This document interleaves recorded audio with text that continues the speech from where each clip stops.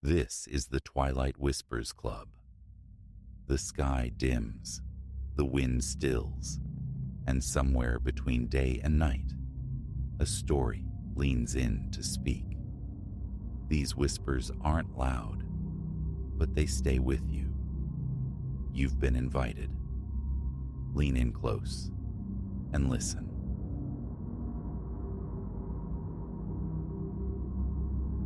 That particular night, the night the mundane skin of the world peeled back to show the lethal machinery beneath, began like any other descent into the graveyard shift.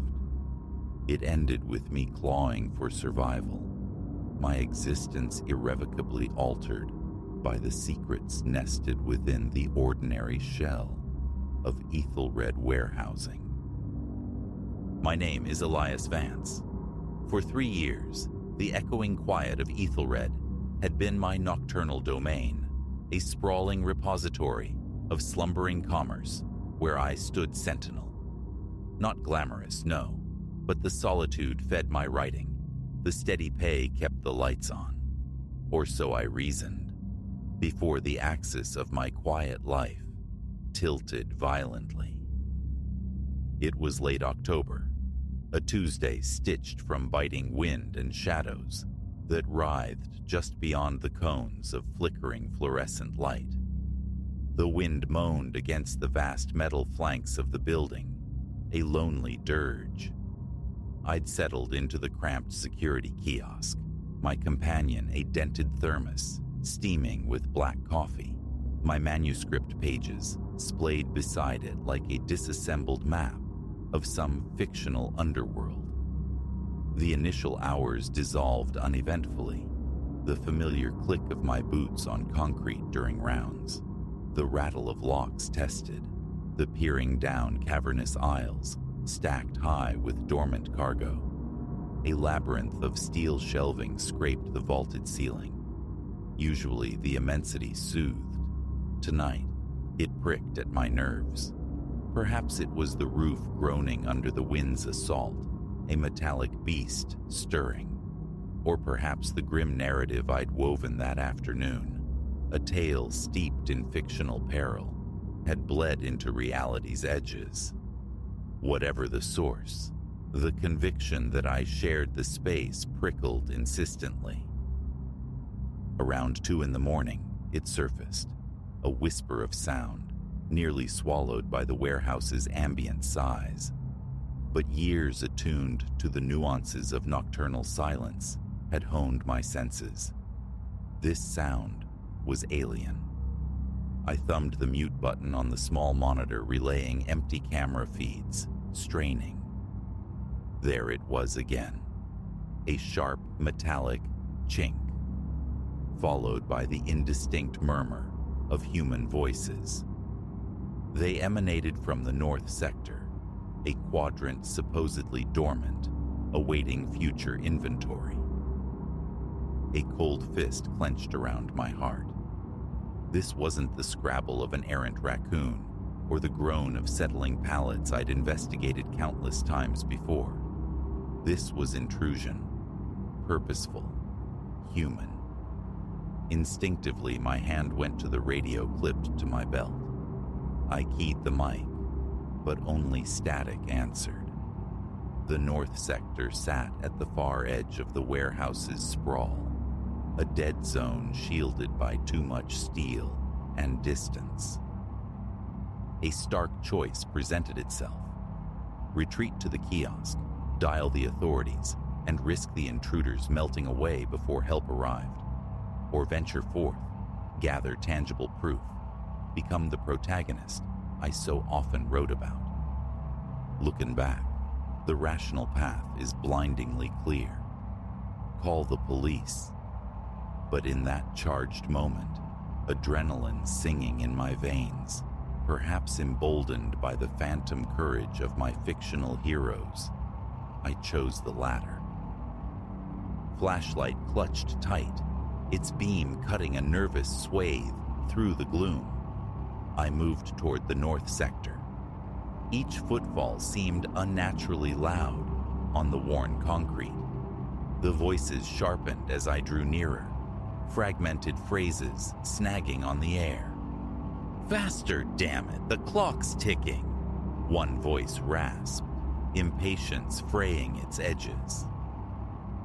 "Doing what I can," retorted another, strained with effort. "This ordnance isn't light." Ordnance. The word snagged in my mind, chilling. I crept onward, my pulse a frantic drum against my ribs, certain its frantic rhythm must betray me. Edging around a towering stack of crates, I saw them. 5 figures, clad in shadow-dark clothing, maneuvering heavy containers onto a waiting forklift. My gaze fixed on one particular crate. I remembered its arrival the previous week, logged as high-value electronic components, bound for some local tech firm. But as I watched, transfixed in horror, one man jammed a crowbar under its lid, prying it open. Inside, nestled in foam cutouts, lay not circuit boards, but the cold blue-black gleam of firearms. Rows upon rows. My breath hitched. This wasn't petty theft. This was trafficking on a scale that stole the air from my lungs. Perhaps I gasped. Perhaps a loose pebble skittered underfoot. Whatever the betrayal, one of the figures snapped his head up, his eyes finding mine across the intervening space. For an impossible stretched heartbeat, the tableau held. Then chaos detonated. "Intruder!" the man bellowed, his hand darting to his waistband. Thought evaporated. Primal instinct took over. I spun, bolting, the concrete unforgiving beneath my pounding feet. Behind me, shouts erupted, the heavy thud of pursuing boots echoing through the steel canyons. I plunged into the maze of aisles, weaving desperately, trying to shake them in the labyrinthine complex, but they moved with a chilling familiarity. Every potential escape route seemed anticipated, blocked by another dark figure converging. I slammed into a dead end, a solid wall of shelving before me. The sounds of pursuit closing in from the only way out. Panic flared, hot and sharp. My eyes darted wildly, searching for any advantage, any sliver of hope, and then I saw it. A narrow crevice between 2 colossal wooden crates, barely wide enough to admit a body. No time for hesitation. I hurled myself into the gap, splinters tearing at my jacket, scraping skin from my arms. I flattened myself against the rough wood, holding my breath until my lungs burned. Footsteps thundered past. Flashlight beams sliced through the darkness, probing the aisle inches from my sanctuary. A moment of fragile hope bloomed, only to wither as a voice commanded, "Sweep everywhere. He's trapped in this section somewhere." Time was running out. They would be methodical. I needed a lifeline. Trembling fingers fumbled in my pocket, retrieving my cell phone. Predictably, no signal bars illuminated the screen. Despair began its cold creep. Then, a flicker of memory. The emergency call function. It bypassed standard network requirements. It might work. My fingers, clumsy with fear, stabbed at the digits. 911. I pressed the phone to my ear, each silent second stretching into an agonizing eternity. 911, what is your emergency? The operator's voice, calm and professional, was the most beautiful sound I had ever heard. In a choked whisper, barely daring to breathe, I relayed the nightmare. Ethelred warehousing, armed men, smuggling weapons, hiding. They're searching. Please hurry. Sir, remain calm. Units are being dispatched immediately. Can you stay on the line? Before any response could form, A hand like a vice clamped around my ankle, yanking me violently from my refuge. My phone skittered across the concrete, the operator's distant voice tinny and fading. I landed hard, staring up into the merciless eyes of one of the men, visible above a dark mask. "Thought you could play hide-and-seek, night watchman?" He sneered, his voice dripping contempt.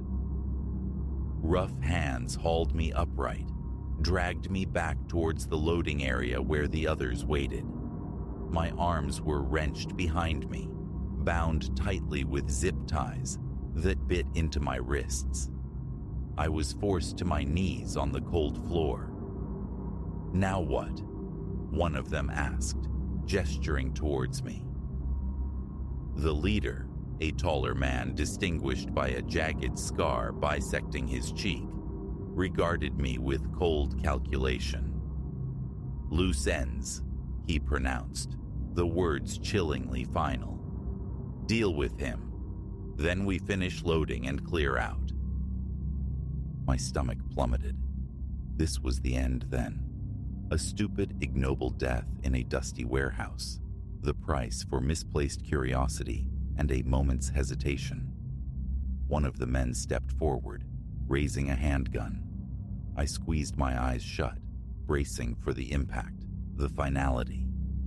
Instead of the deafening crack of a gunshot, the night air was pierced by a different sound, the rising, urgent wail of police sirens, growing impossibly loud, impossibly close.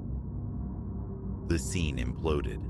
The smugglers scattered like roaches under a sudden light, weapons clattering to the floor as they scrambled for unseen exits. Shouts of "Police! Freeze!" reverberated through the vast space, followed by the thunder of running feet. Official, purposeful. When I dared to open my eyes, uniformed officers swarmed the area.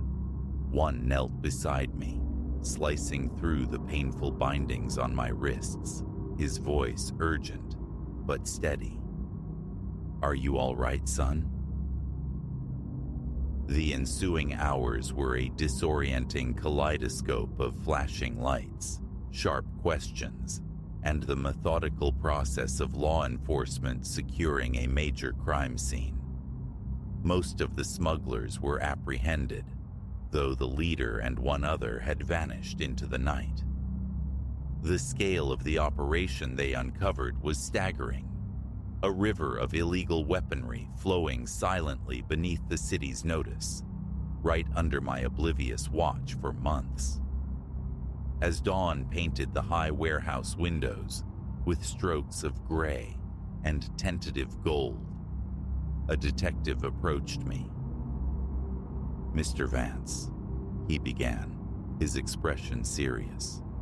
"You're quick thinking tonight. That call. You likely averted catastrophes we can only guess at. The armaments recovered here." He paused, shaking his head slightly. "They wouldn't have been used for peaceful purposes." I managed a nod, still numb, the night's terror clinging like a shroud.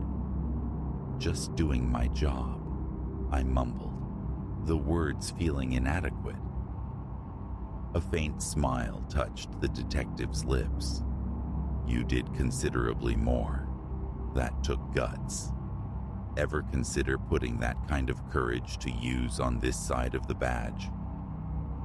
A weak laugh escaped me. "Think I've had my fill of excitement for a while. Thanks." Yet, watching the officers move with practiced efficiency amidst the confiscated crates, a strange resonance stirred within me. The lingering fear was slowly being overlaid by something else, a nascent sense of purpose utterly foreign to my previous existence. The quiet nights spent guarding dormant goods and crafting fictional dangers suddenly seemed hollow. I had stumbled into the raw, brutal reality of heroism and peril, and the retreat to my old life felt impossible. In the weeks that followed, the detective's question echoed. Maybe there was something in me, something forged in that crucible of fear that could serve beyond the pages of a manuscript.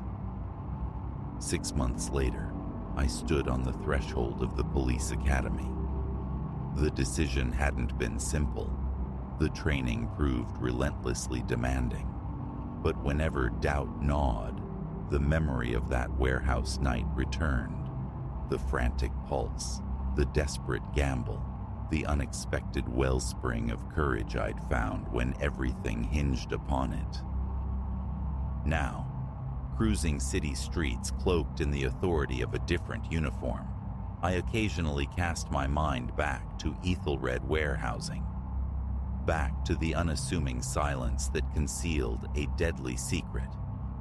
One ordinary night, spun extraordinarily off its axis, had redrawn the map of my life. Sometimes I reflect, the most profound journeys, the most defining dangers, lie dormant in the places we least expect. All it requires is the nerve to investigate the anomalous sound in the deep quiet, and perhaps the hard-won wisdom to know precisely when to call for aid.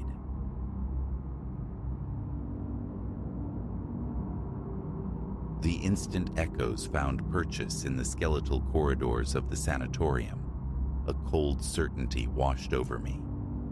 I had trespassed not just onto derelict property, but into a narrative far darker than I'd sought. What commenced as a pilgrimage for a devotee of decay, a quest to capture oblivion's artistry on film, swiftly devolved into the kind of dread that etches itself onto your soul. My name is Elias, a longtime chronicler of forsaken spaces, drawn by the siren song of ruin. Yet, none of my previous excursions through the husks of forgotten factories or hollowed-out homes could have girded me for the abyss awaiting within the stone carcass of Mercywood Sanatorium. Mercywood. Shuttered for more than a decade, a sprawling Gothic monument to obsolescence perched on the city's frayed edge, it festered in neglect.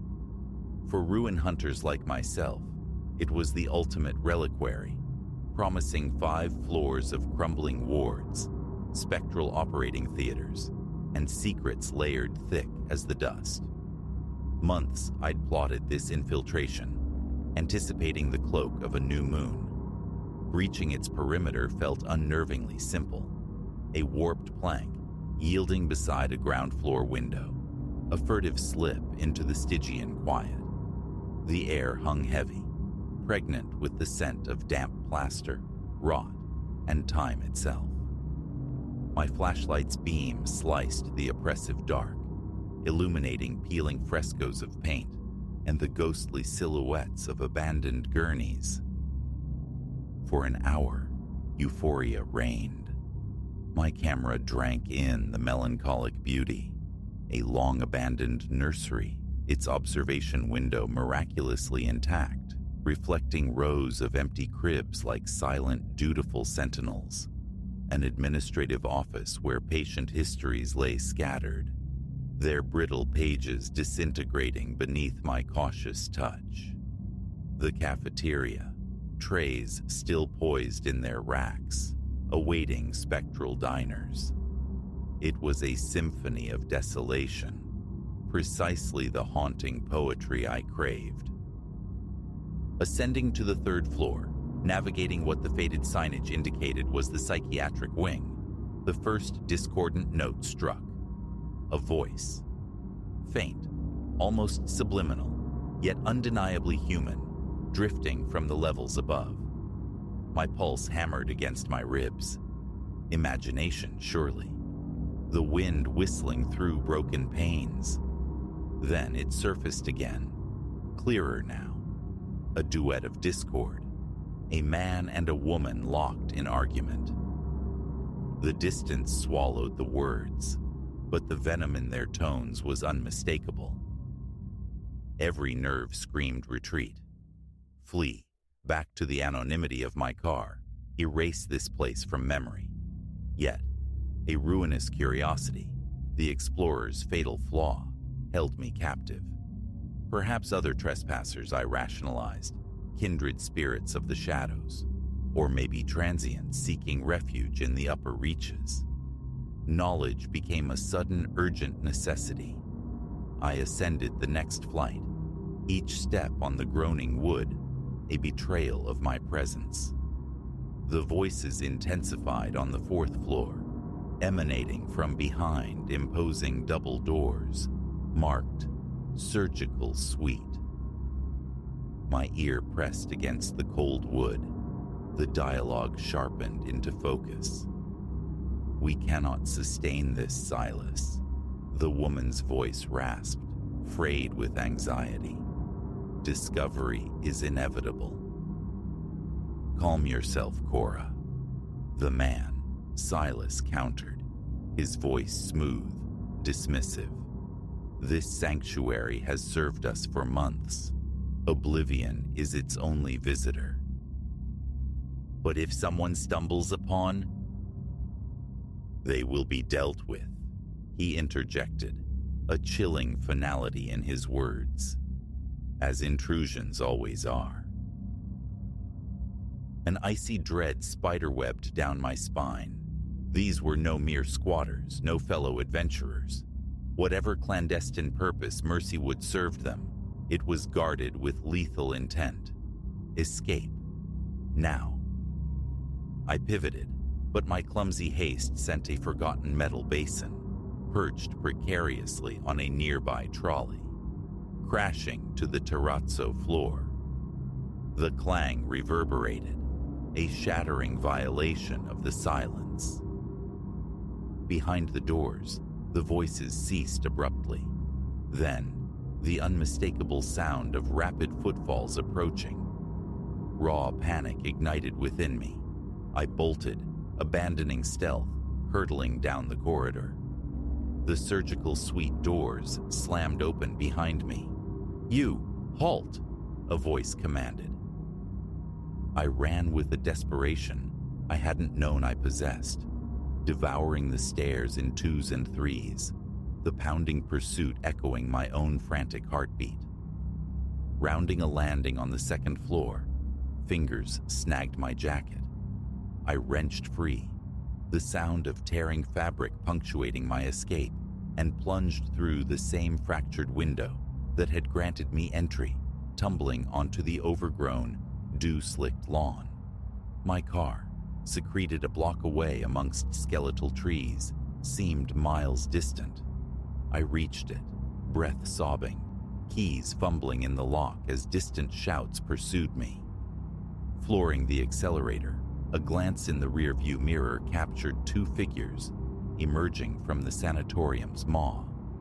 Even across the distance, under the weak moonlight, a metallic glint flashed in the man's hand. A firearm. Hours bled into one another on the highway. Terror, my co-pilot. Every pair of headlights blooming in my mirror sent jolts of adrenaline through me. Only the hesitant gray light of dawn allowed me to pull into a desolate rest stop, hands trembling violently as I killed the engine. What hornet's nest had I kicked? Narcotics? Illicit trade? The specifics were immaterial. The depth of the danger was terrifyingly clear. The police? The thought flickered and died. Trespassing in a condemned building, overhearing cryptic threats. It sounded flimsy, paranoid, and Silas's confidence, served us for months, hinted at an operation insulated, perhaps even connected. No, official channels felt like another trap. I opted for obscurity, calling in sick, transforming my apartment into a self-imposed prison, attempting to soothe my frayed nerves with the desperate hope that they hadn't seen me or my car clearly enough. But the ensuing days offered no solace, only a creeping, insidious violation. Small incongruities greeted me upon returning home. Objects subtly shifted, drawers not quite closed. My laptop showed activity logs for times I was demonstrably absent. Twice, venturing out for essentials, the same nondescript sedan seemed tethered to my route. Paranoia became my shadow. Sleep offered no refuge, shattered by phantom noises. The phone went unanswered. Emails remained unread. Friends' concerned messages piled up. But how could I articulate this invisible siege?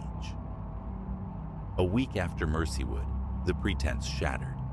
I returned to find my apartment door hanging slightly open. My heart seized. Inside, chaos reigned. Drawers disgorged, furniture upended, a ransacking born of intrusion, not theft. Nothing tangible was missing, except my peace of mind. On the otherwise bare kitchen table lay a single sheet of paper. The message, penned in unnervingly neat script, turned my blood to ice. We know you. We know where you are. Silence is your only sanctuary. Next time, we won't be so discreet. That was the precipice. A frantic grab for clothes, a draining of my meager savings, the ignition turning over on a life left behind. I drove until geography blurred, subsisting on cash transactions, sleeping in the cramped confines of my car. My phone, my cards, any digital breadcrumb, jettisoned. 3 months have passed since that night bled into this fugitive dawn. I exist now in a forgettable town, miles measured in the thousands from what was once home, washing dishes under an assumed name, dyed hair, a beard, futile attempts at camouflage. Safety remains an illusion. Every unfamiliar face entering the diner, every vehicle lingering too long at the curb, sends phantom chills down my spine. Nightmares replay the chase, the glint of steel, the cold promise in Silas's voice. Running feels finite. Eventually, the confrontation must come. Perhaps the FBI, a full confession, consequences be damned. But for now, perpetual motion and hypervigilance are my only companions. The allure of urban exploration, the thrill of unearthing beauty in decay, has curdled into a bitter awareness of tangible peril. Some secrets I've learned with brutal finality demand to remain buried. Some doors are thresholds to ruin. As I commit these words to paper in a rented room smelling faintly of disinfectant and despair, the sheer velocity of life's derailment astounds me. One errant impulse, one step into the wrong shadow, and the entire edifice of your existence can crumble. Let this be a testament, a warning whispered from the fringes. The darkness in forgotten places is not always spectral. Sometimes, the true menace isn't the echo of the past, but the lethal secrets guarded by those who inhabit the present's neglected corners. Before you breach that fence, before you slip through that broken window, remember Elias. Remember that the most terrifying phantoms are flesh and blood, and the price of morbid curiosity can be absolute. Remember that abandonment is often an illusion, masking dangers far more real than any ghost story.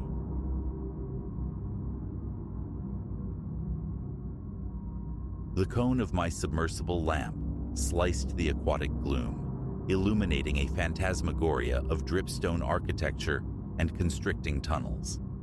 A frantic timpani beat against my ribs as I glanced at my pressure gauge, 700 psi. Scarcely 10 minutes breathed between me and the void. It was then I registered it, a flicker of motion, peripheral, residing in the Stygian ink beyond my beam's reach. Something shared this submerged grotto with me, an entity alien to this drowned world. And as my lamp stuttered, a faltering pulse threatening absolute blackness, the chilling certainty crashed over me.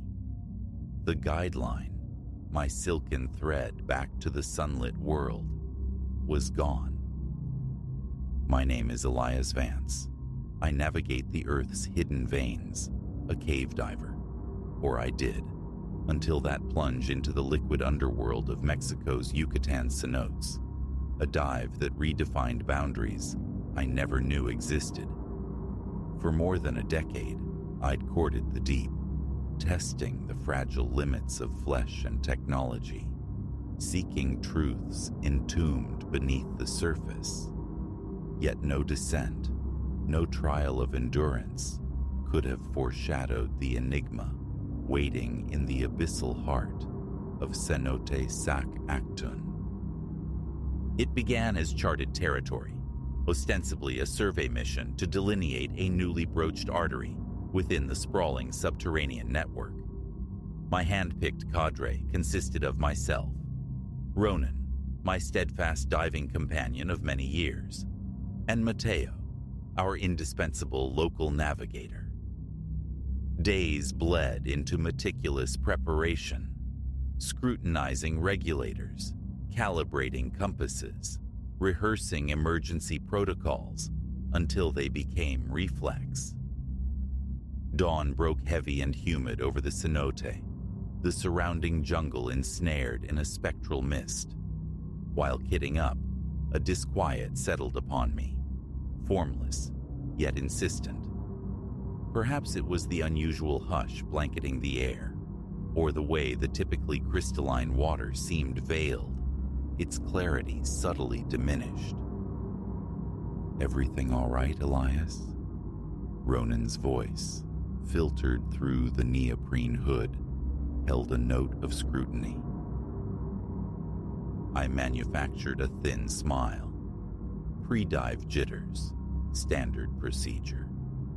He gave a curt nod, though his gaze lingered. Years, submerged side by side, forged an intuition between us. He sensed the discord beneath my surface calm. Final gear checks complete, we surrendered to the water.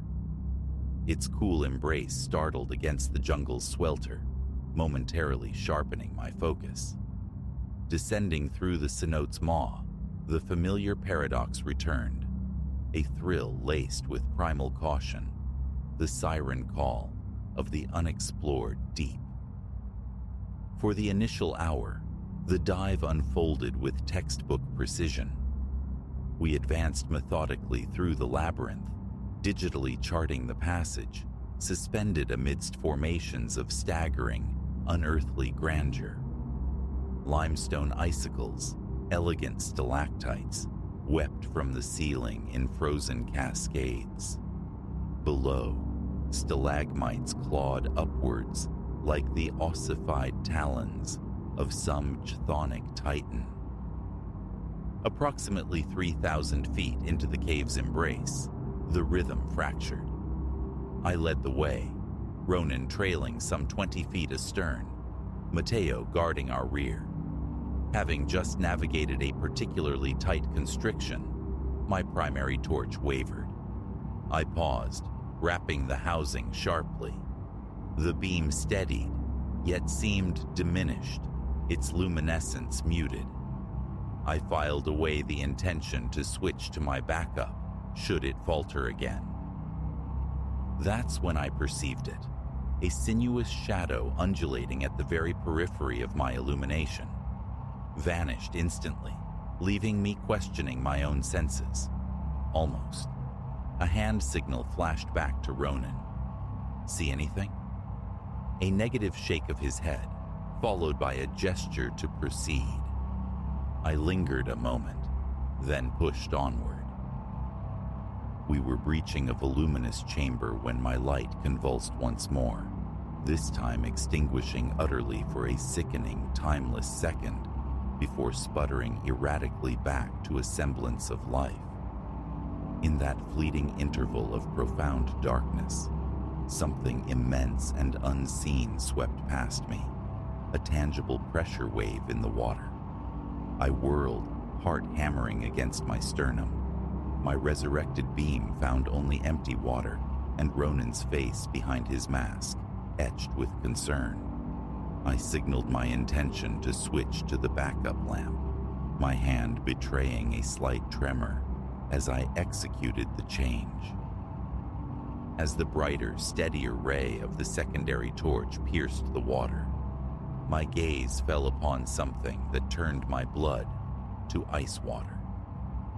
Our guideline, the slender braided cord that was our Ariadne's thread to the surface, floated severed before us. Its cut end swayed with languid indifference in the gentle current, a frayed mockery of our lifeline. I turned to Ronan, my eyes wide with incipient panic behind the glass plate. He'd seen it too. The unspoken implication hung heavy between us. Adrift without the line in this complex, unmapped system, our situation was critically precarious. Mateo swam forward, alerted by our abrupt halt and frantic signaling. His eyes widened as they took in the severed rope. Without hesitation, he began the painstaking process of splicing the ends, his fingers moving with an economy born of long experience, belying the gravity of the moment.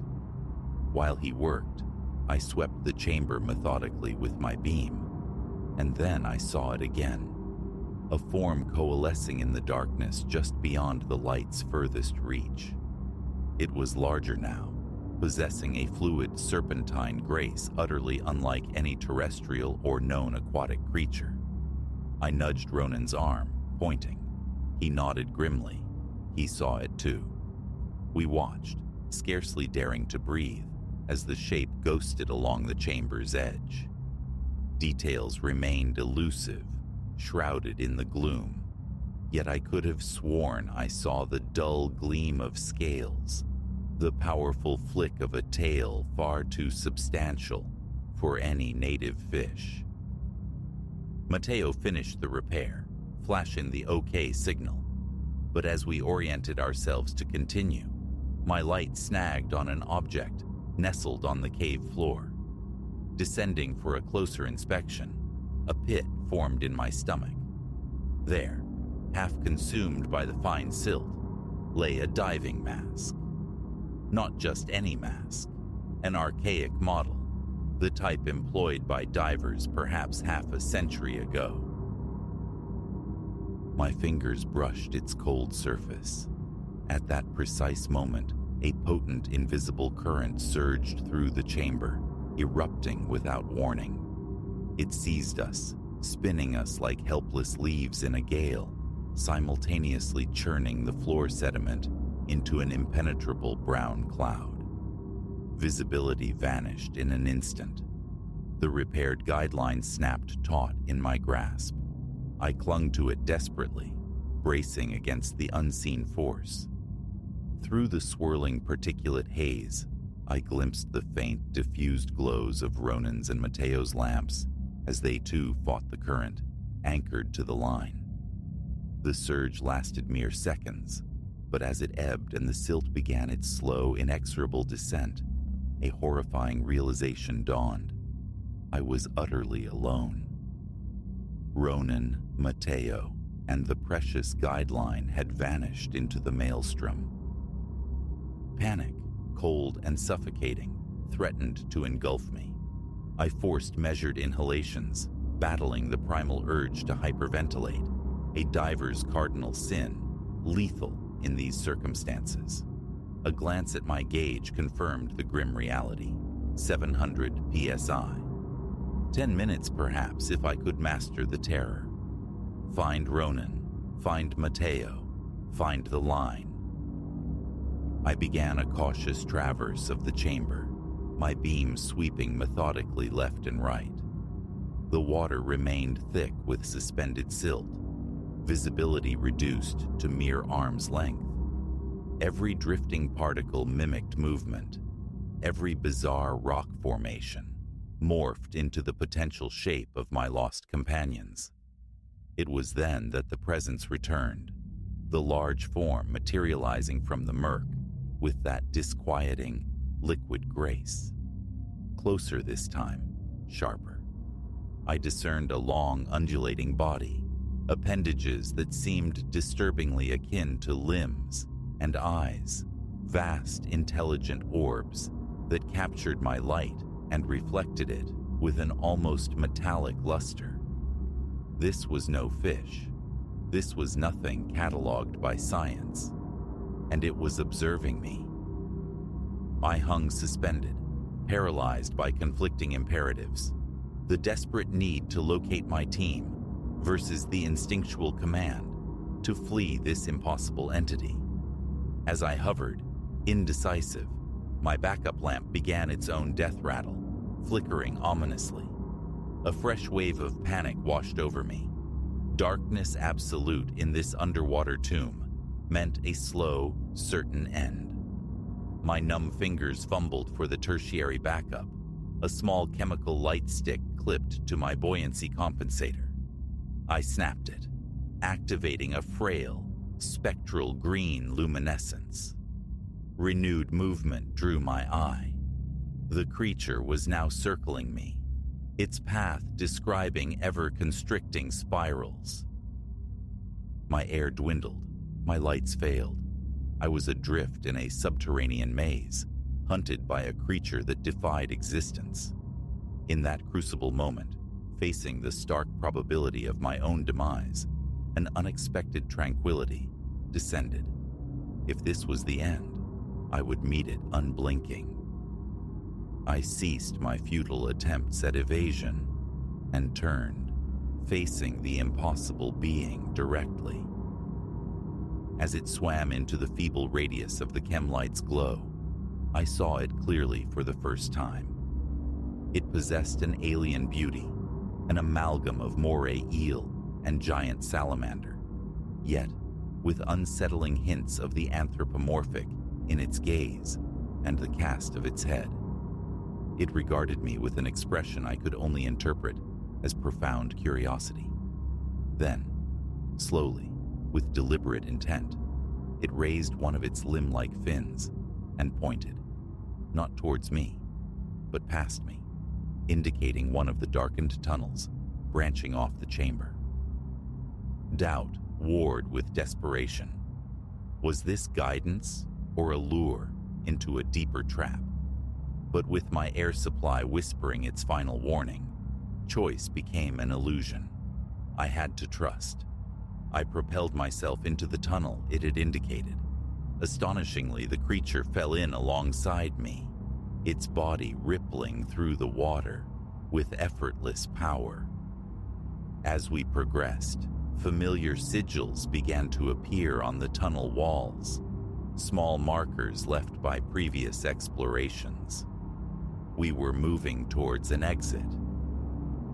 Just as my gauge needle kissed zero, we broke through into another, larger chamber. There, bathed in the distant ethereal shimmer of open water, were Ronan and Matteo. The shock on their faces mirrored my own overwhelming relief. As we began our ascent towards the surface light, I cast one final glance backward. The creature lingered at the threshold of the cave entrance, a silhouette against the inner dark. It lifted its fin in a gesture uncannily like a wave, then melted back into the depths from which it came. Back in the world of air and sun, explanations were demanded by each other, by the local authorities, eventually by intrigued scientists. Our fractured account of a mythical beast guiding a lost diver to safety was largely met with polite, thinly veiled disbelief. But Ronan and Matteo saw it too, however briefly. And I know the truth of those eyes in the darkness. I haven't ventured back into the subterranean waterways since that day. The memory remains vivid, indelible. The intelligence in that ancient gaze, the form both alien and hauntingly familiar. It has irrevocably altered my perception of this planet, exposing the porous boundaries of our known world. There are presences dwelling in the lightless chasms, entities that mock our neat categorizations, challenging the very definition of life, and sometimes, by sheer, inexplicable grace, these impossible things might choose to preserve the lives they encounter. As I commit these words to paper, the question persists: will our paths cross again? And if they do, will I possess the fortitude to follow where it leads, back into the profound mystery it guards? Only the unfolding future holds that answer. But this much is certain: the deep places beneath the water will never appear the same to me again.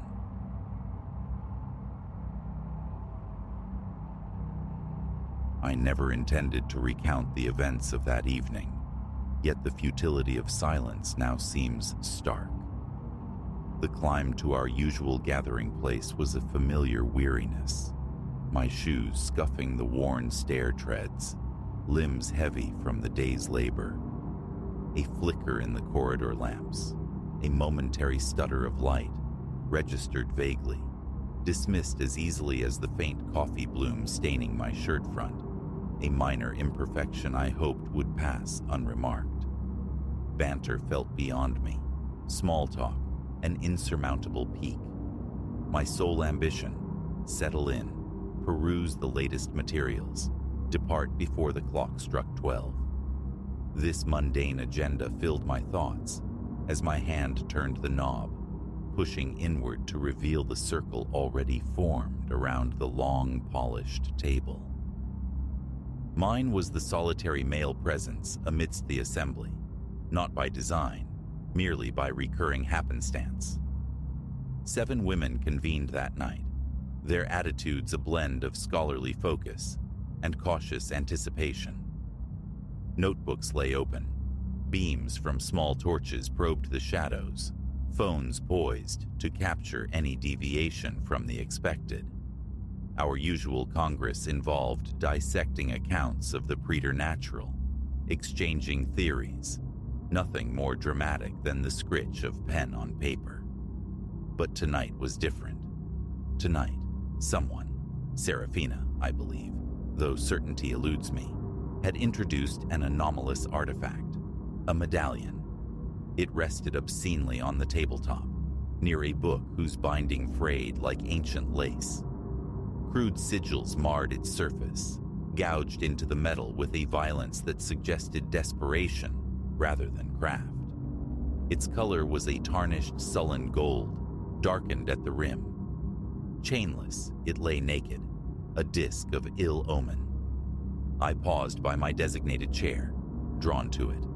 No glint, no allure of treasure. It resembled battered scrap. Yet a disquiet bloomed within me.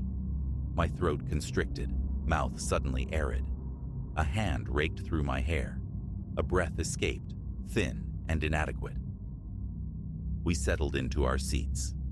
Silence descended, punctuated only by the low thrum of the overhead fluorescent fixture. Then, someone extinguished the main light, igniting slender tapers, whose flames cast dancing shadows.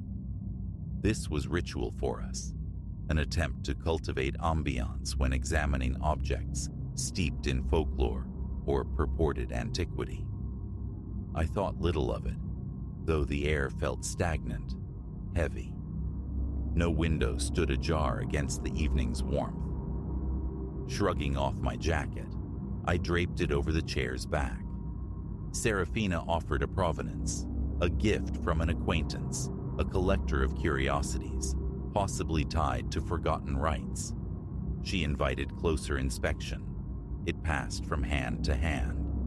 When my turn came, the metal bit with an unexpected coldness, startling against the room's ambient heat. A prickling traversed my fingertips. Imagination, I reasoned. nerves playing tricks. I relinquished it quickly, striving for composure. Discussion turned to the markings. One woman consulted the tattered volume, attempting to correlate the medallion's inscriptions with archaic linguistic references. Runes, I heard her murmur, but the specifics dissolved in my growing unease. My gaze drifted. Candle flames leaped and writhed with unnatural vigor. A cool current brushed my nape, though the windows remained sealed tight. The air conditioning unit, I rationalized, before realizing the profound silence. No mechanical hum underpinned the quiet. A restless energy stirred in my legs. Around me, pages rustled, fingers tapped on phone screens.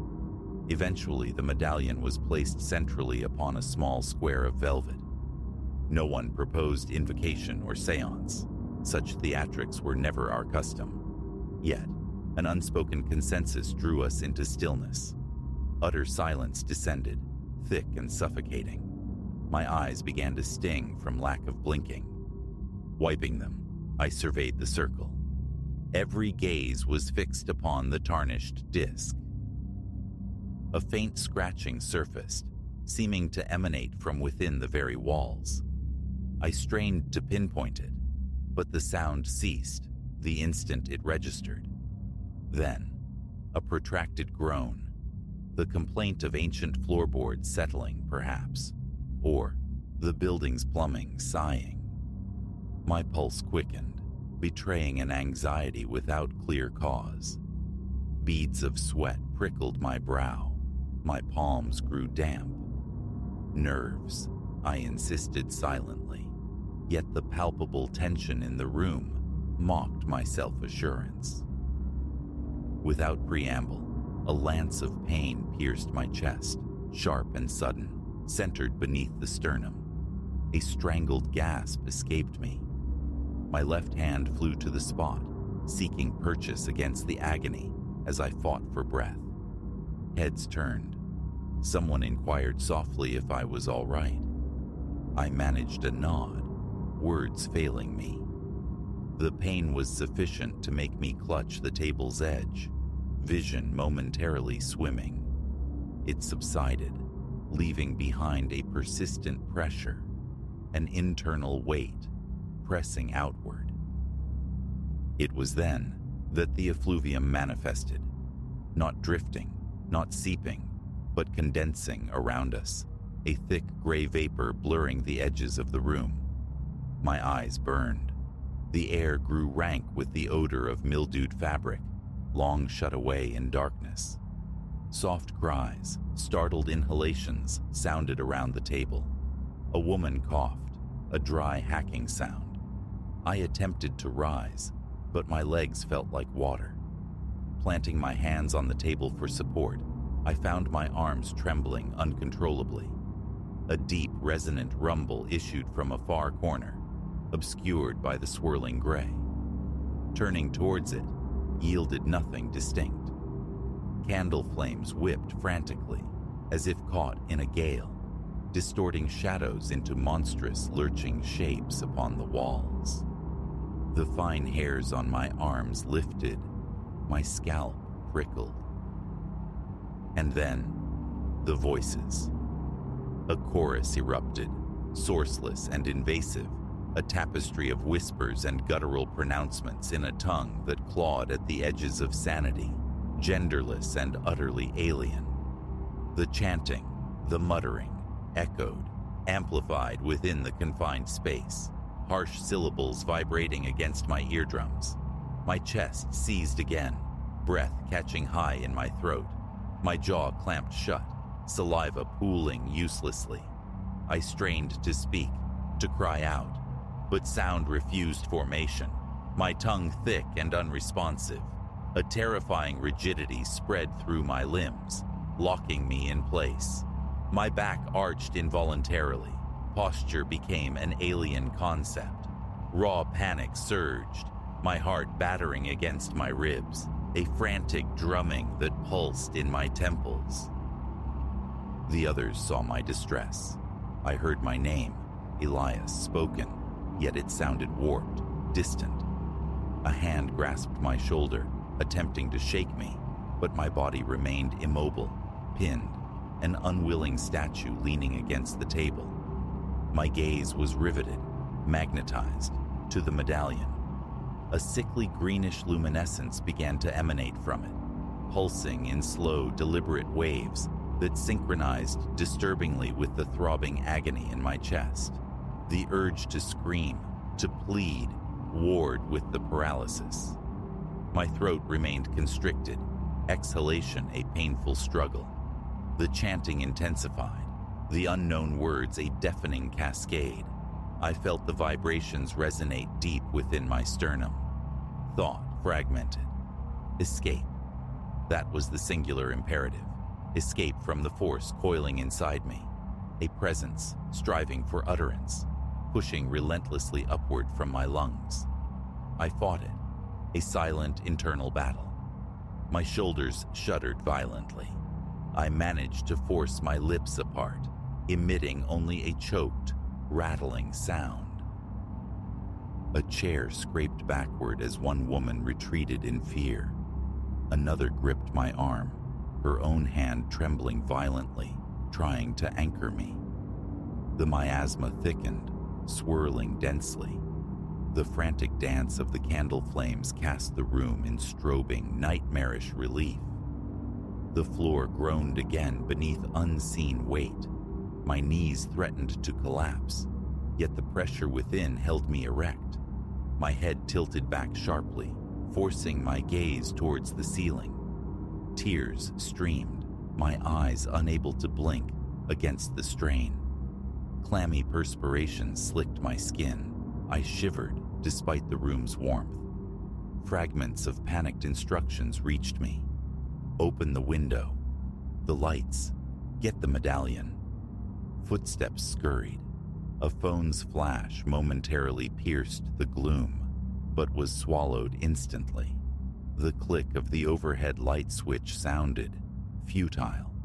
The room remained dim, illuminated only by the dying candles and the medallion's baleful glow.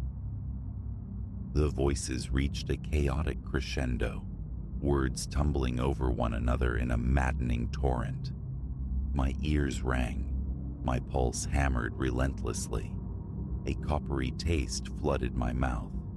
My throat burned with the effort to swallow. A chilling numbness crept into my fingertips, spreading up my arms. The woman holding me tugged, trying to pull me away from the table's influence, but I was rooted, immovable. My body jerked spasmodically, responding to the external force, while my consciousness felt trapped, crushed between terror and bewilderment. Suddenly, Serafina lunged forward. Snatching the medallion, she bundled it hastily within its velvet cloth, clutching it fiercely to her chest. The instant she did, the green glow dimmed perceptibly. The chanting faltered, abruptly muted. The vice around my chest loosened fractionally. I sucked in a ragged breath, stumbling back a half step. She turned, intending to carry the artifact towards the door, but a fresh wave of unseen energy surged through the room. The candle flames dwindled to mere sparks. The dense fog writhed, spiraling towards her. She cried out, tripped, and crumpled to her knees, still protectively cradling the cloth-wrapped object. The pressure returned to my chest, insistent, but weaker now. Movement became possible. I forced myself upright, legs trembling, vision stippled with flashing lights. My head throbbed fiercely. Others rushed to aid the fallen Serafina. Her knuckles were white where she gripped the bundle. I took a hesitant step, my knees weak, then another, reaching down to help her. My arm circled her shoulders. Her eyes, wide with terror, met mine. Her breath came in shallow gasps, damp hair plastered to her forehead. "Take it, Elias," she pleaded, her voice shaking. "Take it away." Hesitation warred with urgency, touching that thing again, but her raw fear was undeniable. I took the velvet bundle. A faint electric buzzing resonated in my palm, traveling up my arm, less potent than before but still palpable. I tightened the cloth, ensuring the metal was fully concealed. A glance around confirmed the shared state. Faces pale, slick with sweat, breathing ragged. The candles guttered low, their flames now small and steady. The chanting had ceased entirely, replaced by a low, resonant hum that seemed embedded in the walls. The fog eddied, but had begun to dissipate. Turning towards the door, I moved, each step leaden, my body aching as if from extreme exertion. Behind me, the others followed closely. One reached the door, twisted the knob, pulled. It held fast. She pushed, shoulder ramming against the wood. Nothing.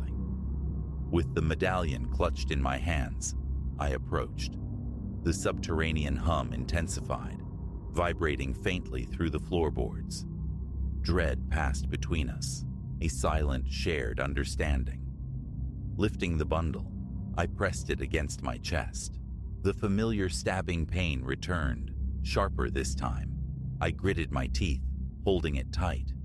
Abruptly, inexplicably, the door flew inward of its own accord, handle wrenched from grasp, swinging wide to reveal the hallway.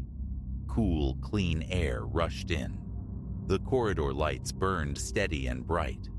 Back in the room, the overhead fixture flickered once, then blazed fully to life, flooding the space with stark, unforgiving light.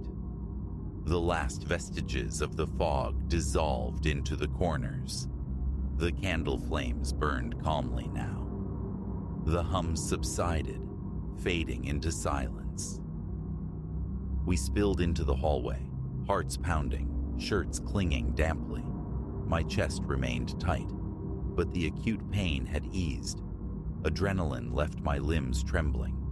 Voices erupted, overlapping questions and exclamations. Call someone? Leave now? Go back for our things? I held the medallion, the memory of the chanting a dissonant echo in my skull. Moving further down the corridor, away from the threshold, I placed the velvet bundle carefully onto a small metal utility chair. Then, finally, I drew a deep, shuddering breath. The others gathered around the chair in a wary semicircle. I stood rubbing my chest, willing my breathing to slow. The hallway air felt blessedly cool, pure after the room's oppressive atmosphere. My head still ached. A residual tingling lingered in my arms. No one knew quite what to do with the artifact. Serafina approached it gingerly. "Elias, you steady?" she asked. I nodded, my voice emerging as a dry rasp. "Fine," I managed. Shaken, she touched the cloth, peered cautiously inside. The medallion offered no glow now, merely the dull aspect of ordinary tarnished metal. Relief warred with residual fear on the faces peering over her shoulder. A knot remained tight in my stomach. My hands felt restless, fidgeting at my sides. The sensation of being invaded, of something alien attempting to usurp my own voice, refused to recede. Consensus formed. The object needed containment. Serafina located a sturdy plastic box in a nearby supply closet, lining it with spare cloths, before carefully sliding the bundled medallion inside and securing the lid. A measure of tension eased from my shoulders. Wiping perspiration from my brow with the back of my hand, I exhaled slowly. We ventured back into the study to retrieve bags and phones. The room felt altered, mundane, under the bright electric light. The candles seemed innocuous now. The air, though still retaining a faint mustiness, was breathable. My legs remained unsteady. I braced myself against the table, Eyes met across the room, shared glances acknowledging the inexplicable, the terrifying reality we had collectively witnessed. Voices, fog, paralysis, the oppressive force. None of it fit neatly into any known framework. Packing quickly became the only coherent plan. One by one, we filed out, descending the old staircase with deliberate care. Outside, the humid night air enveloped us. We clustered near the entrance for a moment, a small knot of survivors catching their breath. Streetlights cast pools of ordinary yellow light. Distant traffic provided a comforting thrum of normalcy. But within me, the echo of those alien syllables persisted. The ache in my chest was a physical reminder. Exhaustion settled deep in my bones. Few words were exchanged, just quiet confirmations of well-being. No visible injuries, just frayed nerves and lingering shock. Phone numbers were shared, a vague agreement made to reconvene, to decide the medallion's fate. Sliding into my car, I gripped the steering wheel, knuckles white, waiting for the tremor in my hands to subside. The engine turned over. Deep breaths. Drive. I pulled away from the curb without a backward glance. That was the night an unseen entity pressed against my very being, sought to erupt through me. My heart still accelerates at the memory, the thick miasma, and the unearthly chorus forever imprinted. What that medallion truly is, its origins, its purpose. These remain terrifying unknowns I feel no compulsion to unravel. But the truth of the encounter is undeniable. A presence used me, bent me to its will. There are no elegant phrases for that violation. It simply happened, in that room, on that night, and every harrowing second remains indelible.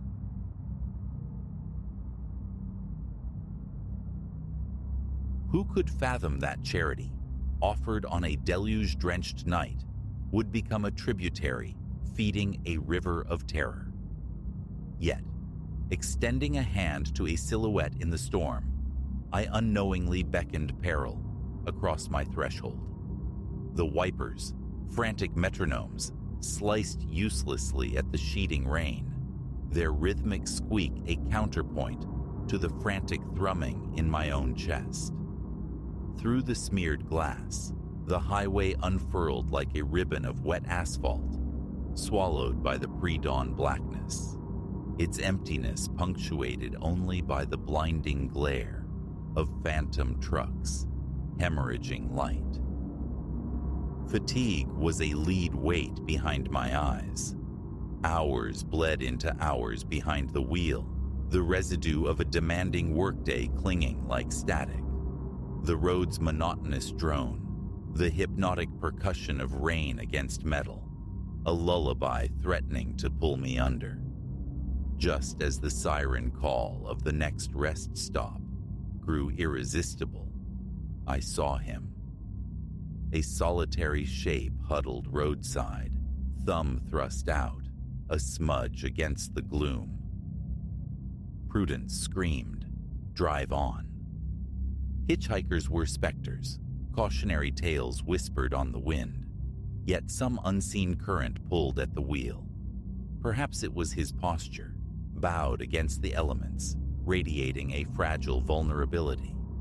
Or maybe simple exhaustion craved an anchor, a voice to cut through the oppressive solitude and keep slumber at bay.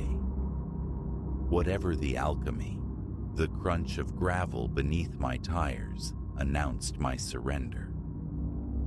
He scuttled towards the passenger side, a rain-plastered figure emerging from the murk. As he wrenched the door open, the dashboard's faint luminescence caught his features. Youth etched with weariness, mid-20s perhaps, shadowed by a ragged beard and eyes that held the imprint of long, hard miles. "Appreciate it," he rasped, dragging the scent of damp wool and stale tobacco into the car's confined space. "Thought I'd root here till morning." "No worries," I managed, easing back onto the slick highway. "Destination?" "Just up yonder," came the vague reply, a hand slicking back sodden hair. "Name's Silas." "Elias," I offered, stealing a sideways glance. Proximity amplified my unease. A dissonant chord hummed beneath his surface, a nervous tremor that prickled my skin.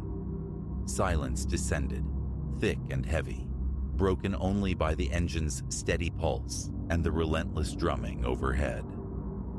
I was formulating a polite probe for a clearer destination when his voice sliced through the quiet. "Mind a little detour?" Casual, yet threaded with something taut. "Got to grab something from a buddy's place, just off this road." Hesitation seized me. The hour was late, fatigue gnawing. Diverging felt like adding stones to an already heavy burden. But Silas watched me, an unnerving intensity radiating from his gaze. "I don't know," I began, the words slow, reluctant. Pretty drained. Was aiming for a motel in the next town. The shift was instantaneous. Like a mask dropped, the veneer of weary gratitude dissolved, revealing something flinty, predatory. "Wasn't really asking," he murmured, the tone dropping, sharpening into menace. My blood turned to ice water as his hand dipped inside his jacket. A glint of steel snagged the dim light, a knife, its edge stark against the shadows. "Keep driving," Silas commanded, the weapon now resting casually on his lap, an eloquent threat. "Take the next right." Panic flared, cold and sharp. My knuckles whitened on the wheel. Fool, idiot. Instinct had warned, and I had ignored it.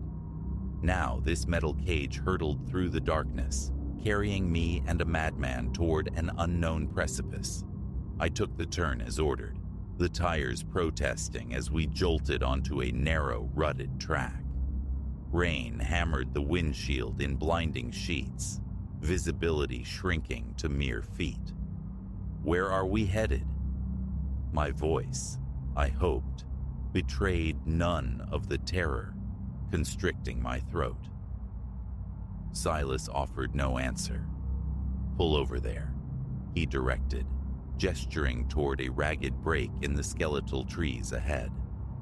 As the car shuddered to a halt, the headlights carved a dilapidated barn from the darkness, its timbers spectral gray in the downpour. A leaden weight settled in my stomach. Miles from anywhere. No cavalry coming. "Out," Silas ordered, the knife a silent punctuation. I obeyed, stepping into the cold embrace of the rain.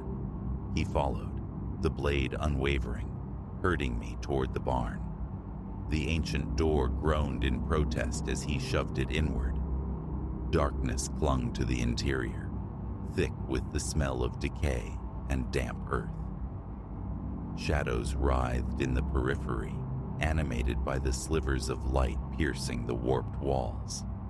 Silas fumbled, then sparked an old lantern. Its feeble flame cast a jaundiced, flickering glow. "Sit," he commanded, indicating a fragile chair cowering in a corner. As I lowered myself onto it, my mind scrambled, desperately seeking purchase, an escape route from this waking nightmare. Silas began to pace, a caged animal muttering fractured phrases, being watched, needing to disappear. The chilling realization dawned. A fugitive. running from something or someone. "Look," I ventured, striving for a calm I didn't feel. "Whatever trouble you're in, maybe I can help. We could find the police. Explain." He spun, eyes blazing with a feral light. "Shut up," he snarled. "You know nothing. They're listening always, but I'm faster. They won't get me." Silence fell again. Reason was a foreign language here. He was adrift, unmoored from reality. Another path was needed. While Silas resumed his agitated circuit, I subtly tested the chair's integrity. Ancient wood, softened by time and rot. A distraction, a moment's lapse.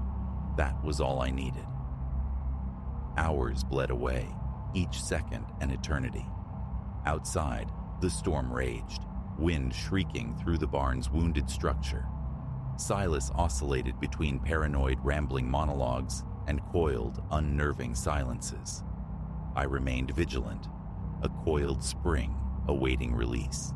As the first hints of bruised dawn stained the eastern sky, the opportunity presented itself. Silas had succumbed to exhaustion, slumped against the far wall, the knife held loosely in his slackened grip. Soundlessly, breath held captive, I rose. The chair groaned, a betraying creak in the stillness. 2 steps, a floorboard whined beneath my weight. Silas's eyes snapped open, instantly feral. A guttural roar tore from his throat as he launched himself at me. Instinct took over. I snatched the lantern, swinging it in a desperate arc. Glass exploded, oil splashed, flames erupted, greedily consuming the tinder-dry wood. Fire bloomed with terrifying velocity. Silas screamed, a sound less of pain than pure fury, batting at the hungry flames licking his clothes. I didn't linger. I ran, lungs searing with acrid smoke. The great barn door, swollen with rain, resisted. Once, twice, a third desperate slam of my shoulder. It splintered, burst open. I stumbled out into the pre-dawn twilight, gasping the clean, rain-scrubbed air. Behind me, Silas's shouts twisted into screams of raw terror as the inferno claimed the barn. A flicker of conscience. Leave him. But survival's imperative was stronger. Fumbling, hands trembling violently, I fought the keys into the ignition. As I tore away, tires spitting gravel, the rearview mirror framed a horrifying tableau. The barn, a roaring pyre against the lightning-slashed canvas of the sky. I drove until the sun climbed high, putting miles like layers of insulation between myself and the night's horror. Finally, at a nondescript truck stop, tremors racking my body, I pulled over. Staring blankly ahead, the crackle of a radio news bulletin snagged my attention. A manhunt. An escaped convict.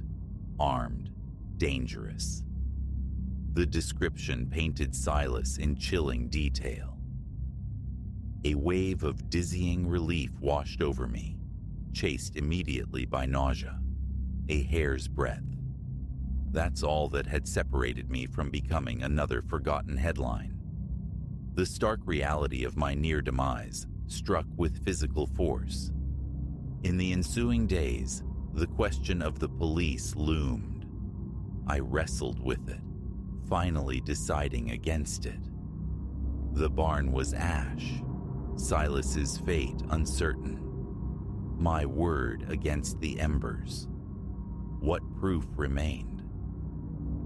But the encounter left an indelible mark. Caution became my watchword, suspicion my shadow. The open road, once synonymous with liberation, now whispered of hidden menaces. And on rain-swept nights, when a lone figure materializes at the roadside, thumb extended hopefully into the deluge. I accelerate. I don't slow. The memory of Silas's wild eyes, the cold gleam of his knife, that is reminder enough. Sometimes, leaving a stranger to the storm is the only sanctuary. That simple gesture of aid, offered in the teeth of the tempest, had nearly unraveled my existence. A brutal lesson learned beneath a weeping sky. The most insidious dangers often wear the mask of need, and the path to damnation can be paved with the very best intentions.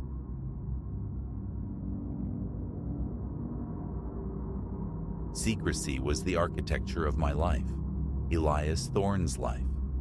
My phone yielded only to a labyrinthine passcode.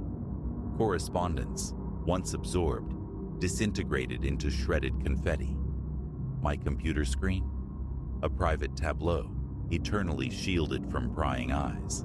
This fortress of solitude had always been my design. Yet, the acquisition of this sprawling, time-worn manse shattered that careful construction. I craved its echoing emptiness, its profound silence. What I found instead was an intangible scrutiny, a ceaseless observation by forces unseen and unnamed. Weeks now since my arrival. The edifice perched on its hillock, girdled by iron fencing bleeding rust onto the earth near the gate. Neglect clung to it like ivy, yet its bones were strong, its chambers innumerable. The former occupant's departure had been precipitous, leaving behind a legacy of furnishings, heavy drapery, and mirrors, an astonishing proliferation of mirrors. No room was spared. Most boasted multiples. Cheval glasses stood sentinel on warped floorboards. Gilt-framed reflectors chipped and peeling adorned the walls. Sleek modern panes with unadorned edges hung starkly.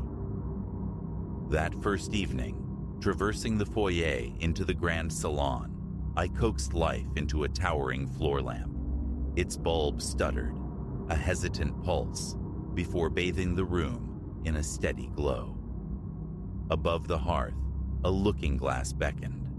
Its surface bore fine scratches, hairline fractures in its silvered soul, but my reflection regarded me with unnerving normalcy. A shrug, a dismissal, merely the resonance of emptiness in a cavernous space. Ancient floorboards groaned beneath my weight, releasing faint sighs of dust and stale air. Then, a delicate tap-tap scraping, like a fingernail drawn across glass, brittle and brief. A scan of the room revealed nothing. A branch, perhaps, rapping at a window pane, I reasoned. Dawn found me wrestling with a kink in my neck, the oversized bed and its lumpy mattress offering little repose.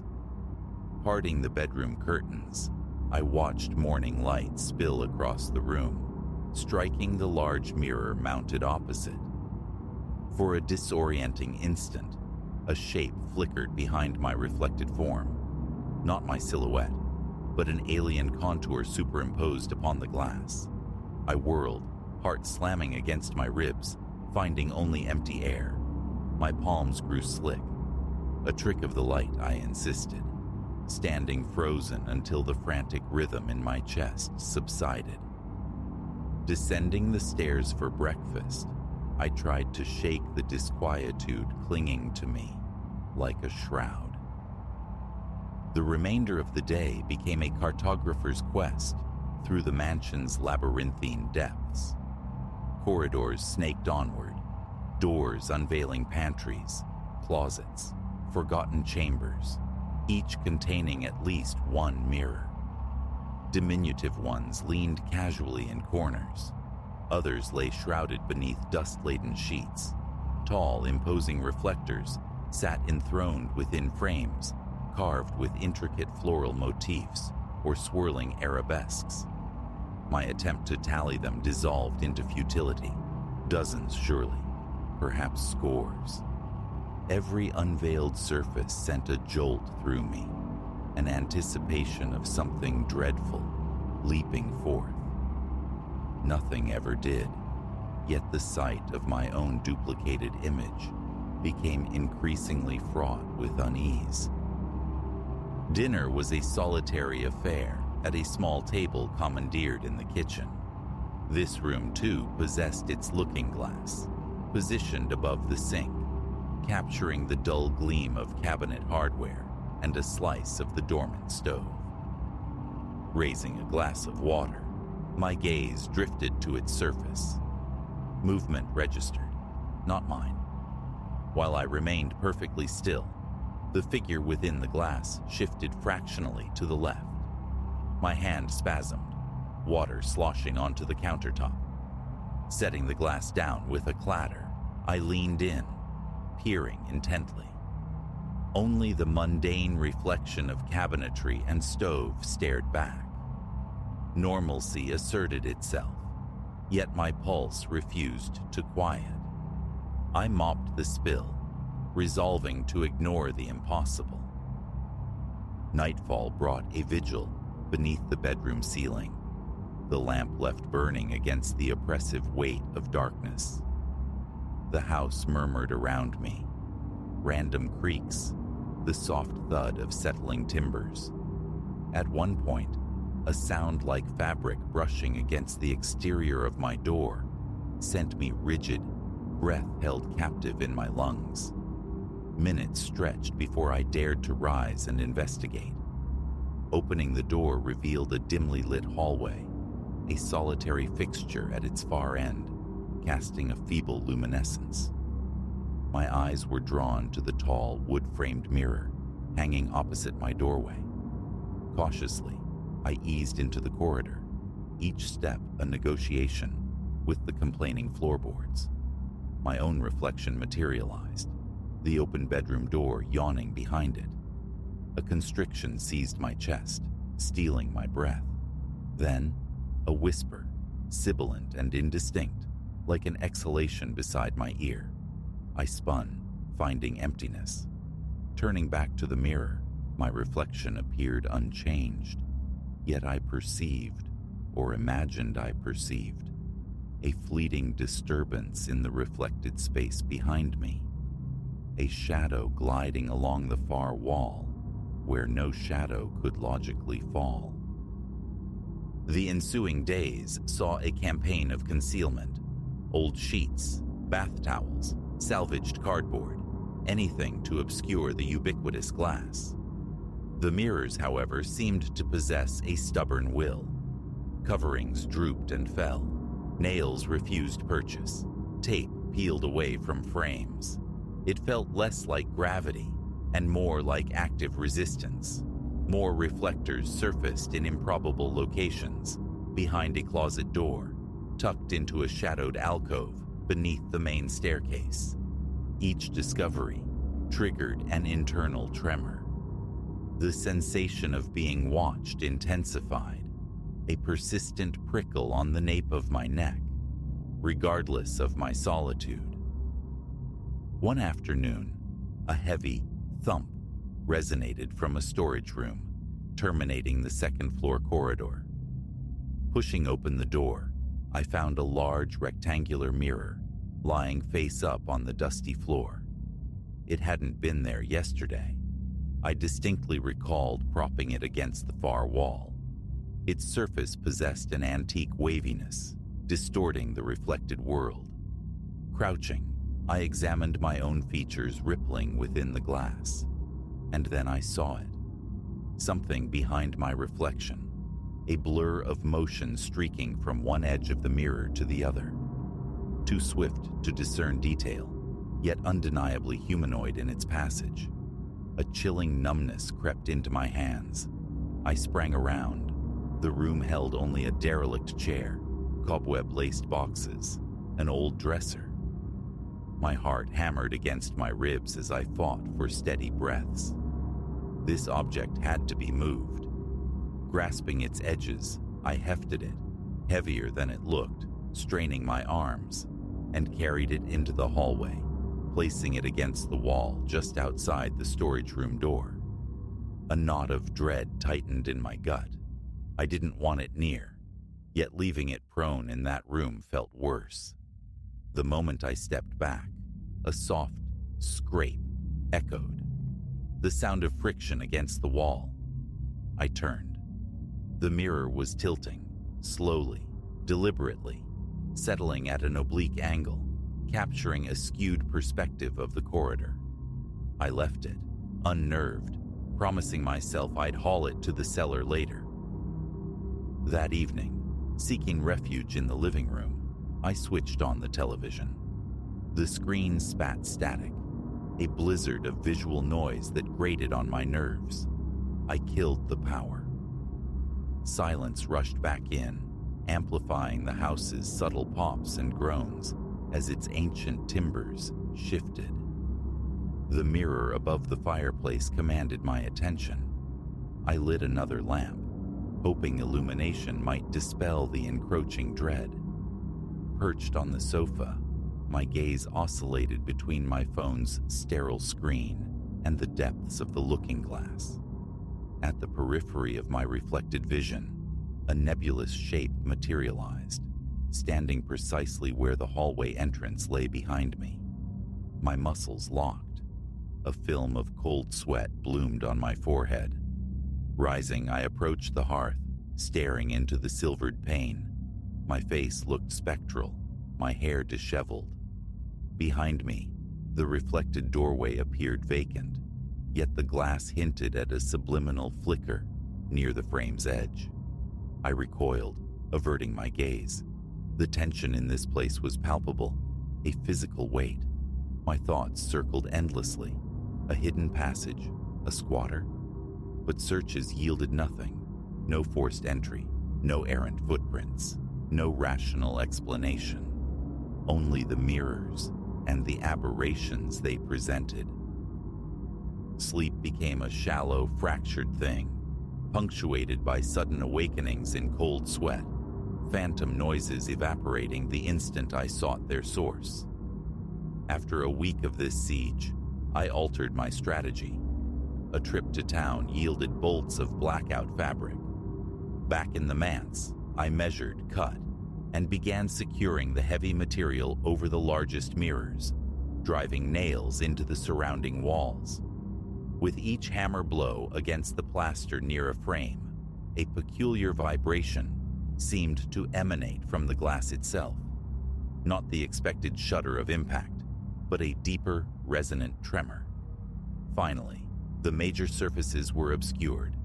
A fragile sense of relief settled over me. No reflections, distorted or otherwise, met my gaze. Perhaps I dared to hope I could finally inhabit this space without feeling perpetually under surveillance. Morning light revealed sabotage. Two of the blackout curtains lay ripped and crumpled on the floorboards. The nails remained embedded in the walls, grotesquely bent, as if the fabric had been torn down with considerable force. Fury and bewilderment surged through me. I'd heard nothing. The doors remained locked, the windows intact. No external explanation offered itself, yet the evidence of violation lay undeniable. Grimly, I set about recovering them. Pressing the heavy cloth against one vast mirror, an inexplicable draft, cold and damp, brushed the back of my neck, though every window was sealed tight against the autumn air. I hammered the nails deeper this time, my arms aching, sweat stinging my eyes, half expecting a hand to emerge from the silvered depths. Nothing overt occurred. I finished the task and moved to the next desecrated reflector. Midday found me slumped on the bottom step of the grand staircase, catching my breath, massaging an ache in my shoulder. My gaze fell upon the large oval mirror hanging near the front entrance. I had draped it meticulously with a thick woolen blanket. The blanket was gone. I scanned the foyer. It lay in a heap in a dim corner. A cold paralysis gripped me. My heart commenced its frantic drumming. All my efforts rendered meaningless. Something in this house actively resisted concealment. The skin on my scalp tingled, hackles rising involuntarily. Wiping my damp face on my sleeve, I retrieved the blanket, forcing myself to rehang it. This time, I anchored the edges with wide strips of industrial duct tape, pressing firmly, ensuring a tight seal. I braced for the sound of tearing fabric, the sight of the blanket flung aside. Silence reigned for the moment. Then, a faint, metallic clinking drifted down from the second floor. It was subtle, yet distinct enough to halt me mid-breath. Ascending the stairs, each tread placed with excruciating care, I strained to pinpoint the source. Reaching the landing, the sound ceased. The upper hallway stretched before me, dimly illuminated by its single inadequate bulb. The mirror I'd dragged from the storage room remained canted against the wall. I approached it warily. My reflection swam into view, distorted, elongated, subtly wrong. Nausea churned in my stomach. Leaning closer, I saw my face twisted, features subtly rearranged. Then, within the glass, behind my reflected self, movement. I recoiled, spinning around. The corridor stretched empty in both directions. Frustration warred with rising panic. My breathing grew ragged, my chest tight. Pacing agitatedly, I scanned the closed doors lining the hall. A low scrape, like something heavy dragged across wood, drew my attention around a corner I hadn't yet explored. There, perched on a small, ornate wooden stand, stood another mirror, previously unnoticed. It commanded an intersection of two corridors, its surface reflecting both converging passages. This one was uncovered. A fine patina of dust coated its edges, but starkly visible in the center of the glass was a single, clear handprint. I stared, mesmerized. It wasn't my hand. The print seemed larger, the fingers spaced differently. Blood pounded in my ears. I swiped at it instinctively with my shirt sleeve, but the smudge remained indelible, as if impressed upon the glass from the other side. A glance down the left passage, then the right. Emptiness. I backed away, suddenly desperate to avoid my own reflection. My legs felt unsteady. A simultaneous wave of sweat and chill washed over me. Leaving that hallway felt imperative. I retreated quickly toward the staircase, casting furtive glances over my shoulder, half expecting to glimpse a pursuing shape in my peripheral vision or reflected in some unseen pain. Downstairs, I snatched my jacket and burst onto the porch, gulping the cool, damp air. The sky hung low and gray. Wind sighed through the skeletal branches of the surrounding trees. My mind raced. Hire professionals to remove them all. Take a hammer to each offending surface. But a deep-seated apprehension stayed my hand, a fear of unknown repercussions, and the thought of inviting others into this predicament felt like a violation, not just of my cherished privacy, but potentially of their safety. As twilight bled across the landscape, the inevitability of return settled upon me. This house was mine. Retreat felt like surrender. Back inside, I forced myself on a grim patrol, checking the mirror coverings. Some held fast, others were askew, tampered with. My nerves were frayed wires. Each mirror pulsed with a latent energy, an unspoken challenge. The more I fought them, the more agitated the atmosphere became. Night has fallen completely now. I am sequestered in the master bedroom, a single lamp casting long shadows. I sit on the edge of the bed, penning these words onto a notepad, a futile attempt to impose order on the encroaching chaos. Soft scraping sounds whisper from the hallway beyond the door. My gaze keeps returning to the large mirror across the room. I shrouded it hours ago with a heavy sheet, secured tightly. Now, I can see the bottom corners beginning to curl upward, slowly, subtly, as if unseen fingers are tugging from behind the glass. My hands tremble as I write. My mouth is desert dry. Swallowing feels like a conscious effort. What resides within these countless reflectors, why this house became their repository, remains a terrifying enigma. All I know is the suffocating sense of entrapment, the relentless weight of unseen eyes. With every blink, I conjure phantom figures standing just behind me, patient, waiting.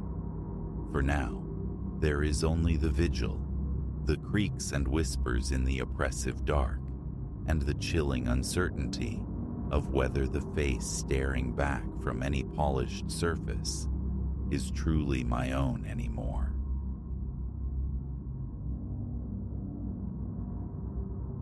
Dusk was settling like fine ash when I reached the dormant edifice, the air heavy with a scent of damp earth and forgotten things. My instructions, precise and impersonal, tasked me with cataloging the remnants of horological obsession housed within. Pushing the protesting front door revealed a hallway steeped in shadow, where I deposited my valise upon a diminutive wooden table, exhaling the journey's breath. This place, I understood, was the bequest of some far-flung relation to a collector long deceased, its secrets sealed for untold seasons. A flicked switch coaxed a reluctant, flickering pulse from an overhead bulb, its weak light glancing off dust-veiled portraits lining the walls. I moved deeper, mapping the silence. A corridor unfurled into a drawing room draped in ponderous fabrics, its floor lost beneath an aged rug. Against one wall stood a grandfather clock, a towering monument to stillness. Its hands were fused at 4:13. Drawing near, I confirmed their paralysis, the pendulum motionless within its glass tomb. A tentative tap elicited no response. With a shrug that barely disturbed the chill settling on my skin, I sought the upper floor, the staircase groaning its ancient complaints beneath my tread. Gooseflesh prickled my arms against the subtle drop in temperature. The landing offered a narrow passage and 3 doors. One yielded a bedroom thick with the aroma of moth-dissuaded decay. Another, a bathroom reflecting my presence in a fractured mirror. The final door, at the corridor's terminus, guarded the attic. Pulling it open unleashed a current of musty air and revealed ascending wooden steps. My torch beam carved through skeins of cobwebs as I climbed into the uppermost space. Rows of cardboard boxes burdened plank tables, shadowed by wooden crates huddled in corners. A single naked bulb depended from the rafters. A tug on its cord summoned a hesitant flicker, which stabilized into a weak amber luminescence. What seized my attention immediately was the shelf spanning the attic's length, burdened by a silent congregation of clocks. Diminutive pocket watches shared space with imposing mantel clocks, their faces ornate or austere. In the uncertain light, I squinted, counting perhaps 2 or 3 dozen. A knot tightened in my chest. Every single one displayed the identical time, 4:13. It defied reason, this temporal unanimity. Some lacked protective glass. Others bore the patina of rust, hands missing entirely. Yet, where hands remained visible, they held fast to that specific configuration. I lifted a small travel clock, its metal cold against my palm. The second hand had snapped off, but the hour and minute indicators were rigidly locked. Twisting the setting knob met with unyielding resistance. A larger clock, possessing a rear winding mechanism, proved equally stubborn. The key turned against internal friction, but the face remained immutable at 4:13. Resigned, I began my inventory, noting type, era, markings, condition in my ledger. An hour dissolved into this meticulous, unnerving task, cataloging 15 clocks before the ache in my spine demanded respite. Setting the notebook aside, I hefted a mantel clock from its perch. Its glazed front panel swung open, granting access. I reached inside, my fingertips nudging the hands. They shifted fractionally. I coaxed the minute hand toward 4:17, encountering a sudden, stubborn refusal. My fingers slipped. With an abrupt, startling snap, the hand recoiled, spinning backward to settle precisely at 4:13. The clock nearly tumbled from my grasp, the force unnerving me. My heart hammered against my ribs. My palms felt slick with perspiration. Replacing the clock carefully, I retreated several paces. The attic air seemed to bite deeper. A gust rattled the small, grimy window at the far end, accompanied by the dry whisper of leaves against the shingles. The pervasive scent of old wood and mildew intensified. Just a mechanical anomaly, I reasoned silently. A bizarre coincidence of breakage across multiple devices. I extinguished the weak bulb and descended, securing the attic door firmly behind me. In the drawing room, I established a workspace at an old desk, my portable lamp casting a more reliable pool of light than the house's feeble fixtures. My own wristwatch showed 7:15 p.m. Hunger gnawed, prompting a search through my bag for a sandwich and water. Silence reigned, punctuated only by the occasional settling groan of the old structure. My gaze kept drifting to the grandfather clock, its presence looming and significant. I resolved to inspect it more closely. Rising, I approached and opened its tall glass door. The pendulum within was tarnished, inert. The winding key lay inside the case. I attempted to wind it. Gears clicked obediently, but the hands remained steadfast at 4:13. Testing the hour hand confirmed its immobility. Sighing, I closed the case. Fatigue from the drive and the attic's strange inventory weighed heavily. Locating my assigned bedroom on the second floor, I unpacked minimally, setting my alarm for the dawn. The bed offered firm, if slightly stale-smelling repose beneath flat pillows. Closing my eyes, my thoughts churned with the day's disquieting discoveries before restless sleep claimed me. Sometime in the deep night, a strident ringing jolted me awake, echoing through the hallway. Too loud, too sustained for my alarm. Then, abrupt silence. I sat bolt upright, heart pounding, breath catching. Darkness pressed in, the door a faint rectangle. Another peal began, this time a discordant layering of multiple chimes, tangled and overlapping. Swinging my legs out of bed, I fumbled for my phone, its screen illuminating my path toward the hallway. The house was utterly still again, my bare feet padding softly on the wood. Creeping to the stairwell's edge, I peered down into shadows softened by weak moonlight filtering through the front windows. The drawing room below was a pool of indeterminate shapes. Suddenly, a cacophony erupted, the grandfather clock's resonant chime interwoven with a frantic jangle of smaller bells. The entire house vibrated with the dissonant concert for perhaps 5 seconds, before it was brutally silenced. My chest constricted. Breathing felt difficult. Wiping sweat from my brow, I found my mouth utterly dry. This shouldn't be happening, I thought frantically. They aren't wound, they're broken. I scrambled downstairs, hand slapping for the hallway light switch. It clicked, the bulb flickering reluctantly to life. In the drawing room, the grandfather clock's face remained unchanged. 4:13. Pressing my ear to its wooden side revealed only silence. No ticking, no whirring. Then I saw them. Several small clocks arranged upon the mantelpiece above the fireplace. I recognized them from the attic, yet they were undeniably here now. My stomach plummeted. I had no memory of bringing them down.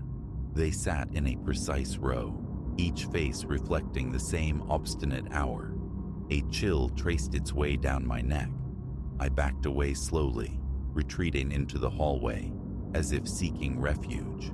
A musty odor surfaced, like air long trapped in subterranean spaces. The urge to flee warred with the contractual obligation, with the desperate need for rational explanation. My phone displayed 3:11 a.m. Retreat seemed the only option until daylight. Returning to my room, I locked the door, the sound unnaturally loud, and began to pace. Each footfall on the aged floorboards amplified the house's profound emptiness.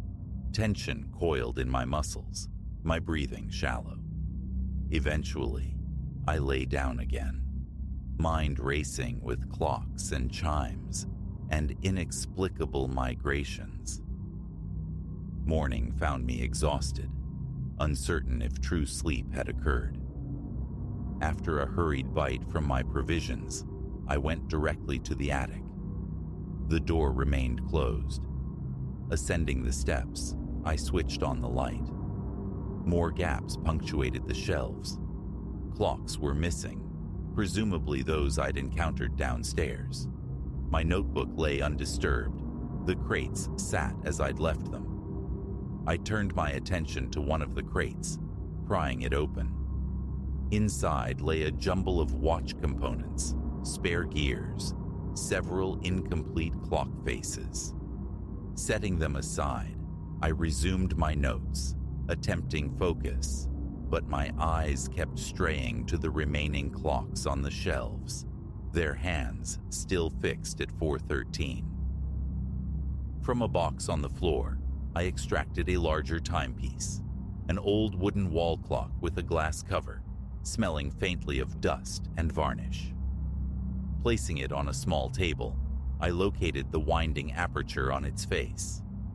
Selecting a key from my toolkit, I inserted it and began to turn. Gears clicked within. Tension built. I watched, holding my breath, as the second hand began a slow, hesitant sweep past the 12. A flicker of relief sparked within me. Then, abruptly, it stopped. The minute hand snapped back, landing precisely at 4:13. My eyes widened as a wave of cold washed through me, my scalp prickling. I stepped back, rubbing my face, forcing steady breaths.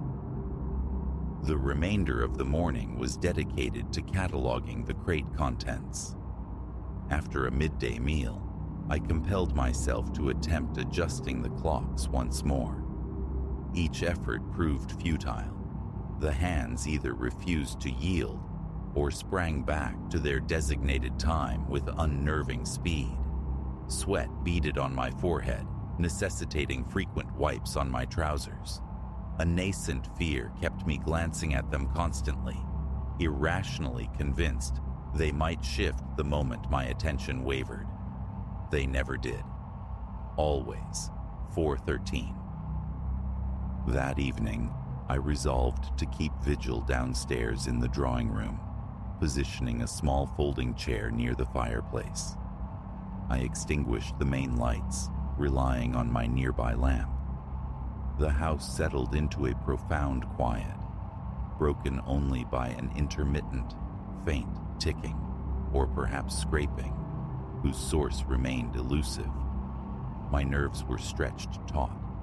Restlessness stirred in my limbs. Around 9 o'clock, the first sound came. A single sharp clang, like metal struck against metal. I leaped from the chair, heart seizing. Immediately, a cascade of overlapping chimes followed, echoing strangely off the walls, slow and ponderous, as if submerged in water. I held my breath, fingers trembling, chest tight.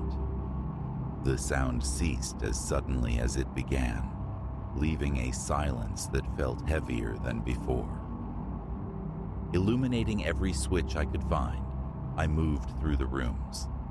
A small clock sat on the kitchen counter, unobserved before. Its face showed 4:13.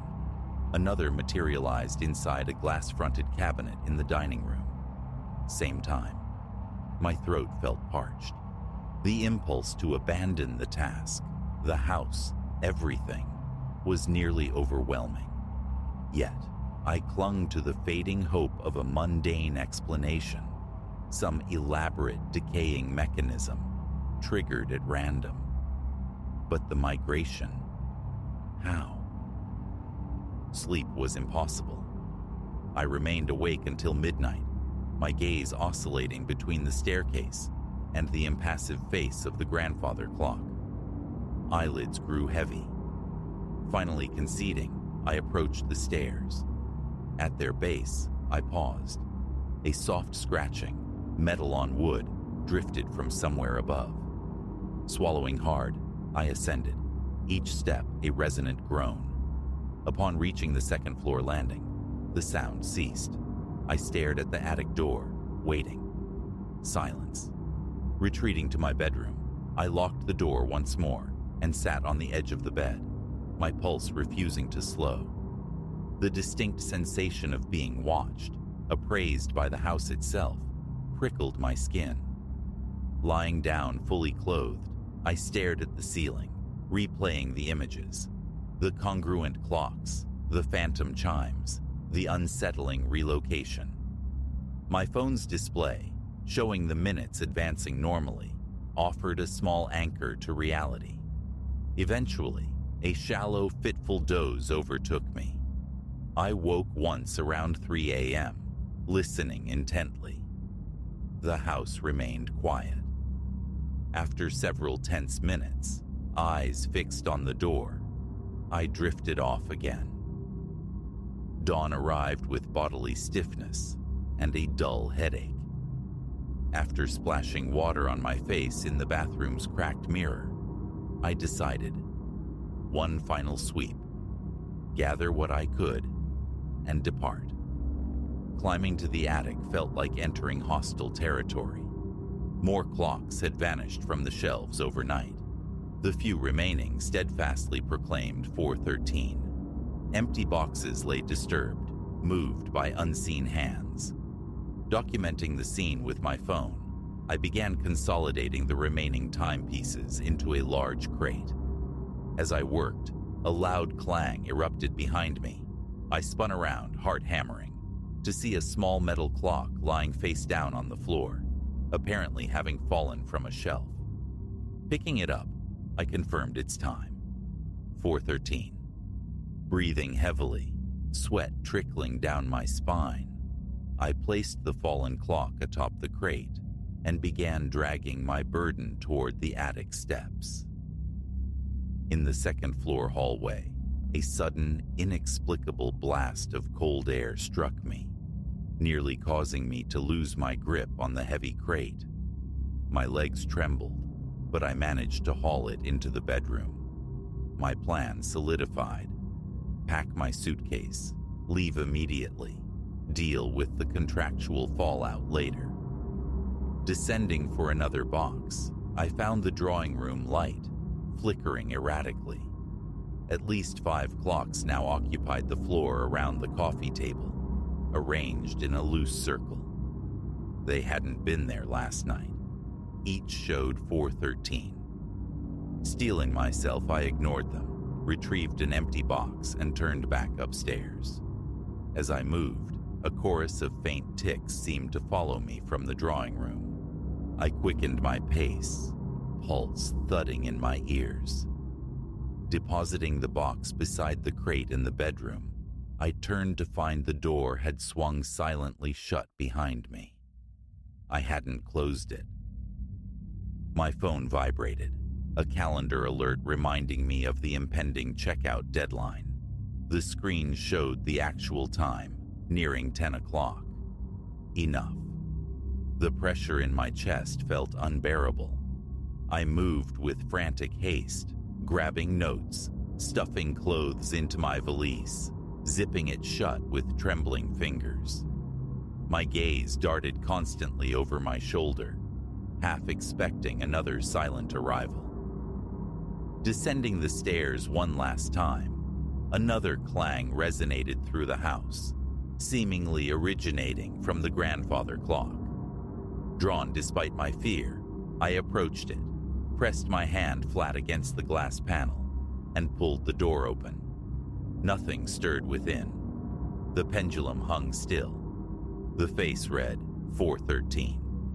Slamming the door shut with more force than intended, I hurried to the front entrance. The door scraped open, releasing me into the welcome embrace of daylight. My heart still raced, but the fresh air was a balm. I carried my luggage to the car, threw it in the back, and slid into the driver's seat, acutely aware of the tension knotting my shoulders and neck. The engine turned over, and I pulled away from the house of frozen time. Even as the distance grew, the sensation lingered of being watched by countless clock faces, all locked on that impossible hour. My eyes flicked to the rearview mirror, searching for pursuit, but the road stretched empty behind me. There was only the highway ahead, the lingering tightness in my chest, and the indelible echo of discordant chimes tolling 13 minutes past 4. How or why remained unanswered, but the certainty that I must never return was absolute.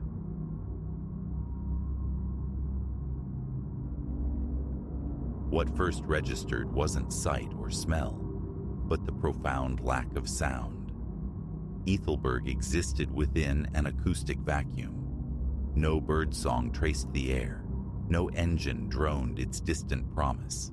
Even the breeze seemed to hold its breath among the static leaves. An unnerving, absorptive quietness, swallowing the world. I'd found it purely by chance, my navigation device surrendering miles ago during a hike that had unraveled disastrously. Now, favoring a throbbing ankle, I traversed the deserted thoroughfare, the conviction growing that I had trespassed into a place fundamentally outside the normal run of things. The day began bright with ambition, the allure of a new trail, discovered online, promising breathtaking vistas and a manageable challenge for a solitary trekker. Yet 3 hours navigating its escalating complexities revealed my folly. The path turned savage, my water vanished with alarming speed. Then, the slip. A careless footfall on treacherous scree sent me cascading down a sharp gradient, agony flaring as my ankle buckled. Arrested finally, bruised and bewildered, I was utterly adrift. My phone was a dead screen, the mapping app useless. With the sun bleeding towards the western rim, urgency clawed at me. Find shelter. Find aid. That's when I glimpsed them, faint rooflines etching the horizon. A surge of desperate optimism propelled me forward, each hobbled step a prayer for civilization. But proximity soured hope into a curdling dread. Ethelberg felt hermetically sealed in another era. Its main street storefronts, though faded, possessed an unsettling, preserved quality. like museum dioramas from the mid-20th century. Automobiles sat parked at discordant angles, suggesting drivers evaporated mid-maneuver. And overall, pervasive, that profound stillness. Hello? My own voice startled me, obscenely loud in the inert atmosphere. Is anyone there? I'm injured. I need assistance. Silence answered. Not even the ghost of an echo returned my plea. The air itself felt like felt, muffling everything. I limped towards a structure proclaiming itself a diner, its neon open sign emitting a frail, intermittent glow against the encroaching twilight. A muffled chime sounded as I pushed through the door, stepping into a perfectly crystallized moment of bygone Americana. Scarlet vinyl booths lined the walls. A jukebox stood sentinel, mute. The place was utterly devoid of life. Hello? I ventured again, my voice softer now, instinctively wary of disturbing the preternatural calm. Please, my ankle. I need to make a call. As my vision adapted to the gloom, strangeness sharpened into focus. Upon a table lay a meal half consumed, gravy congealing like amber around cold meat. Beside it, a coffee mug exhaled a faint, impossible plume of steam, as if the occupants had simply ceased to exist between one breath and the next. A tremor of ice traced my spine. Something was deeply, fundamentally wrong. I retreated from the diner, heart hammering against my ribs. The street outside had transformed under the lengthening shadows, the familiar now imbued with menace. And then, a flicker. Movement within a shop window opposite. A face, stark white and hollowed, observed me for a fleeting instant before vanishing behind a drab curtain. "Wait!" I cried out, stumbling across the asphalt. "Please don't go! I need help!" My hand reached for the door handle just as it swung inward.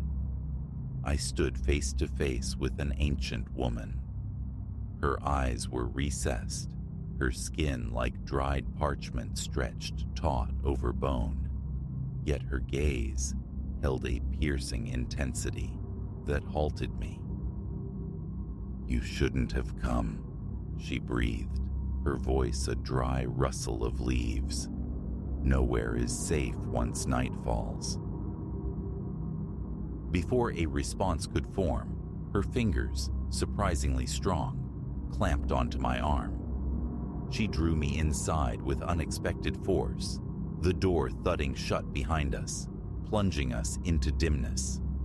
It seemed a general store, its shelves laden with dust-mantled tins and relics of obsolete domesticity.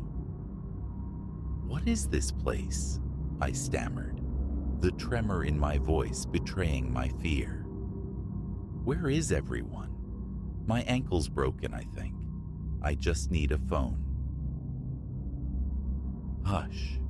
She pressed a bony finger to her lips, eyes wide. They possessed sharp ears. "Who?" The question emerged as a choked whisper, dread tightening its cold fist in my stomach. The old woman, Ilara she later named herself, peered through a grimy pane, her head making short, nervous movements. "The arrivals," she murmured, the word weighted with grim significance. "Those who took the others. We welcomed them, fools that we were. They came bearing gifts, promises of life without end. And we believed. Oh, how desperately we believed." I gaped, her words forming a fractured, unbelievable narrative. "Arrivals? Took them? I don't understand." She turned from the window, her ancient eyes pools of mingled sorrow and terror. 5 years now, strangers appeared, offering their panacea, a cure for age, they claimed, for every ailment, and it delivered for a time. But then, her voice frayed, a shudder racking her frail form. Then came the change, not just halting time, but reversing it. People grew younger, and younger still, until they simply weren't. Infants one dawn, vanished by dusk. Those like me, who resisted their gift. We are the remnants, hiding, enduring. Vertigo threatened. The scenario she painted felt torn from fevered imaginings, too grotesque for reality. That can't be real, I managed. A short, brittle laugh escaped her. Child, you know nothing of what's real, but you must flee, now, before they sense you. As if summoned by her words, a low, pervasive hum began to saturate the air.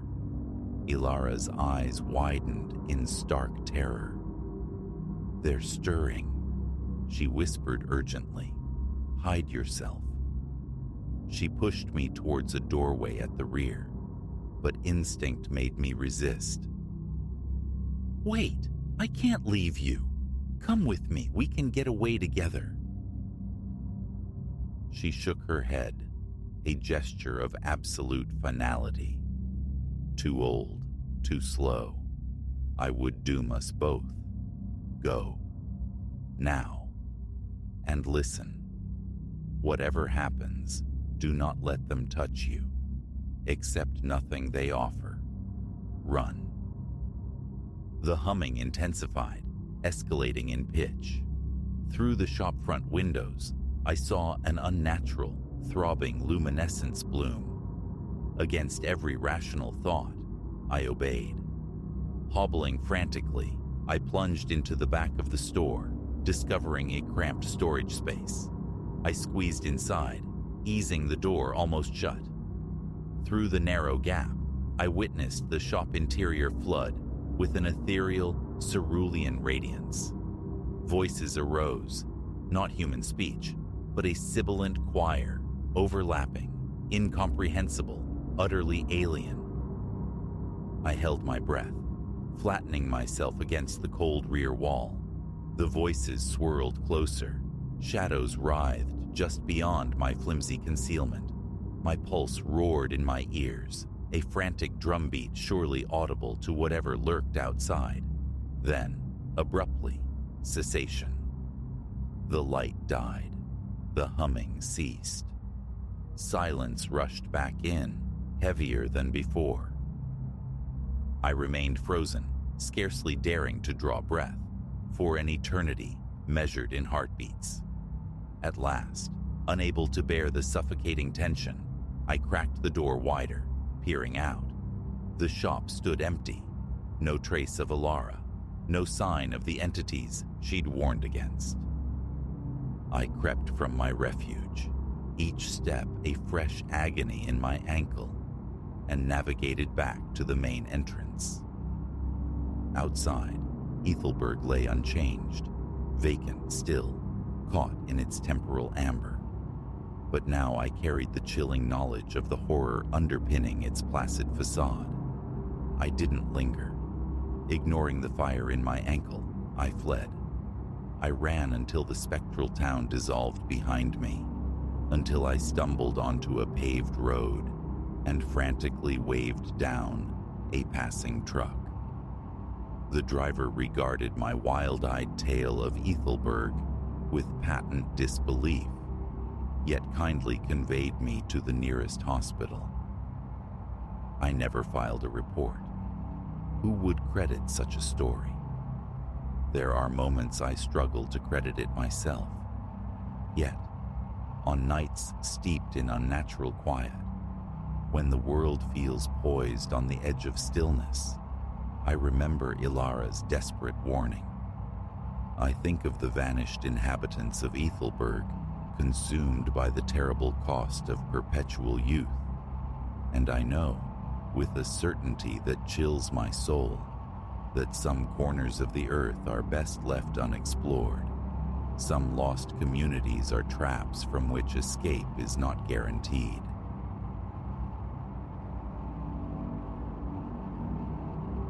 The first intimation that the house held more than dust and memories arrived as a half-devoured sandwich nestled amongst the attic's forgotten relics.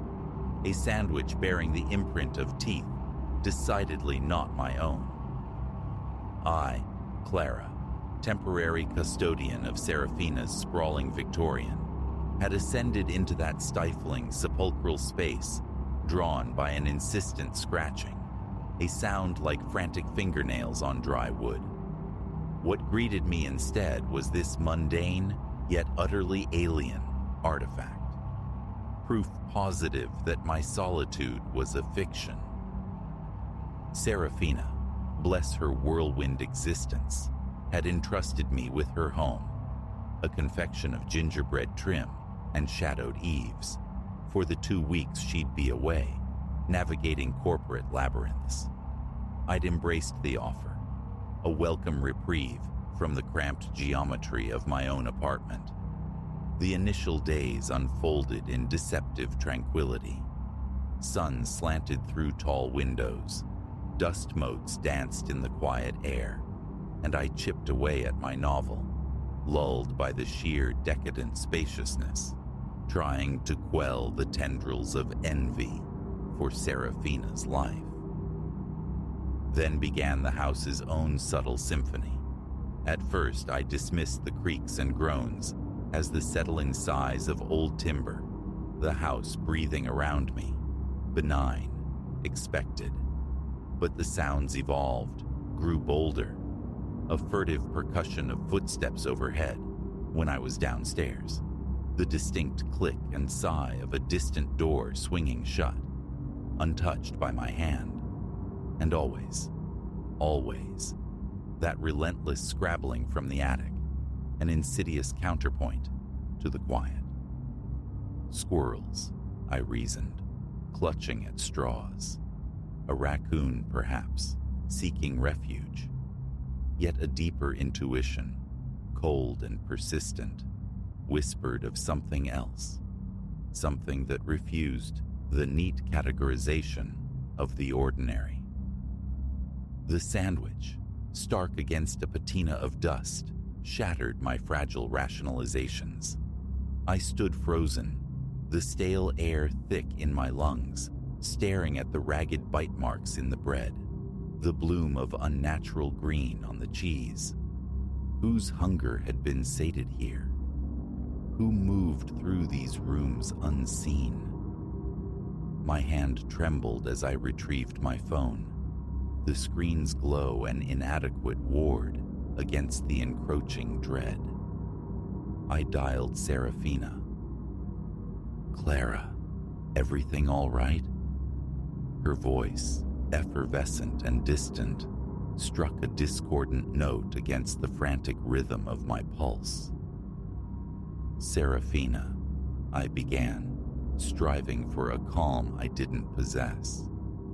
Is there anything you neglected to mention about the house?" A pause crackled down the line, infinitesimally too long. "What sort of thing?" I inhaled the scent of decay and time. "I mean, does anyone else have keys? Is it possible someone else might be staying here?" Another silence stretched, taut and heavy. When Seraphina spoke again, her tone had shifted, edged with caution. "Clara, what's happening? Tell me what you've found." And so I recounted it all, the spectral footfalls, the phantom doors, and finally, the damning evidence of the sandwich. As if summoned by my words, the scratching recommenced overhead, a dry, insistent rhythm. Seraphina absorbed my narrative without interruption. "Oh, Clara, She sighed when I finished, the sound weary, freighted with apology. I'm so sorry. I should have told you. Told me what? The question snapped out, fear curdling into anger. Serafina exhaled slowly. About the man, the one who lives in the attic. The floor seemed to drop away. The man in the attic? I echoed, the words nonsensical, absurd. It's complicated, she offered lamely. He was here when I bought the place, already settled in. I couldn't just evict him, could I? Disbelief warred with a rising tide of panic. Serafina, that's utterly mad. Why didn't you warn me? Why haven't you called the authorities? He's harmless, truly, she insisted, her voice pleading. Just adrift, lonely. I leave out food sometimes. He never shows himself when I'm home. I assumed. I hoped he would remain unseen while you were there. My thoughts spun, a dizzying vortex of impossibility. I wanted to rail, to demand coherence, but the scratching above had ceased. The ensuing silence felt immense, watchful. I'm catching the first flight back, Serafina said, her voice tight. I'll explain everything properly. Just, please, Clara, don't go back up there. I disconnected, the phone slick in my grasp. Don't go back up there? The irony was thick. I was already standing amidst the detritus of his hidden life. And now, knowing he was here, sharing this confined, dusty space, the thought of retreating without seeing him, understanding the shape of this madness, was impossible. Hello? My voice, thin and reedy, was swallowed by the vast, dust-furred silence. I know you're here. It's all right. You can come out. Only the oppressive quiet answered. Then, a faint rustle, barely audible, from behind a teetering ziggurat of cardboard boxes. It's okay, I repeated, injecting a false confidence into my tone. I'm not going to hurt you. I want to understand. Slowly, agonizingly, a figure detached itself from the deeper shadows. Tall, skeletal thin, draped in clothes that hung like rags on his gaunt frame. A cascade of matted hair framed a face obscured by a dense, tangled beard. But his eyes, startlingly lucid and the color of a washed-out sky, seemed to hold their own faint luminescence in the gloom. Greetings, he rasped, the word cracked from disuse. Forgive the intrusion, the sandwich, hunger gnawed. I stared, words failing me. This wasn't a delusion. He was real, an actual man inhabiting Serafina's attic. Who are you? I finally breathed. A flicker of sorrow crossed his features. My name has slipped away, lost somewhere in the echoes. Serafina sometimes calls me Silas, though I doubt it's truth. How long have you been up here? He gestured vaguely, a frail hand cutting through the dusty air. Years, perhaps decades. Time possesses a different fluidity in this space. I shook my head, trying to clear the fog of disbelief. But why? Why stay hidden? Why not leave? And go where? The question was soft, yet resonated with profound finality. This is my place now. The world outside. He paused, searching for the words. It no longer fits me. Or perhaps I no longer fit it. As he spoke, I registered something else, something deeply strange. The air immediately around him seemed to shimmer, subtly distorting the lines of the boxes behind him, like heat haze on a summer road, yet the attic remained chill. When he shifted his weight, the movement seemed fractionally out of sync, the world lagging a heartbeat behind his gesture. "What are you?" I whispered, an involuntary step carrying me backwards. His smile turned wistful. "I'm not entirely certain myself anymore. I believe I was a man once. Now, something else. Something caught between the ticks of the clock. A primal urge to flee screamed within me, yet I remained rooted, held captive by a morbid curiosity, or perhaps by the immeasurable sadness dwelling in those luminous, unsettling eyes. "Why did Serafina let you stay?" "She saw me," he said, the simplicity of it striking. "Truly saw me. She didn't recoil. She spoke. She brought sustenance. She reminded me of resonance, of being." While he spoke, his form seemed to waver, edges blurring, momentarily translucent, before resolving again. I blinked, convinced my eyes were playing tricks. "I regret causing you alarm," he continued, his voice like dry leaves skittering across pavement. "I endeavor to remain unnoticed when others occupy the house, but it has been an age since I conversed with anyone save Serafina." Complacency set in. Against all logic, against the fear coiling in my stomach, a strange empathy stirred. This impossible creature, apologizing for a pilfered sandwich. "It's all right," I heard myself say, the words feeling unexpectedly true. "I think I understand." And bizarrely, I did. My own feelings of displacement, of being perpetually out of step, resonated with this man, this being, trapped in his temporal eddy. We remained there for hours, bathed in the attic's gloom, exchanging words like tentative explorers. He offered fragments of a past shrouded in mist, whispers of being a scientist, of delving into the fabric of time and space, of an experiment gone awry, leaving him unmoored from the linear world. As the first pale fingers of dawn probed the grimy window panes, painting the dust in ethereal strokes, the sound of the front door opening echoed from below.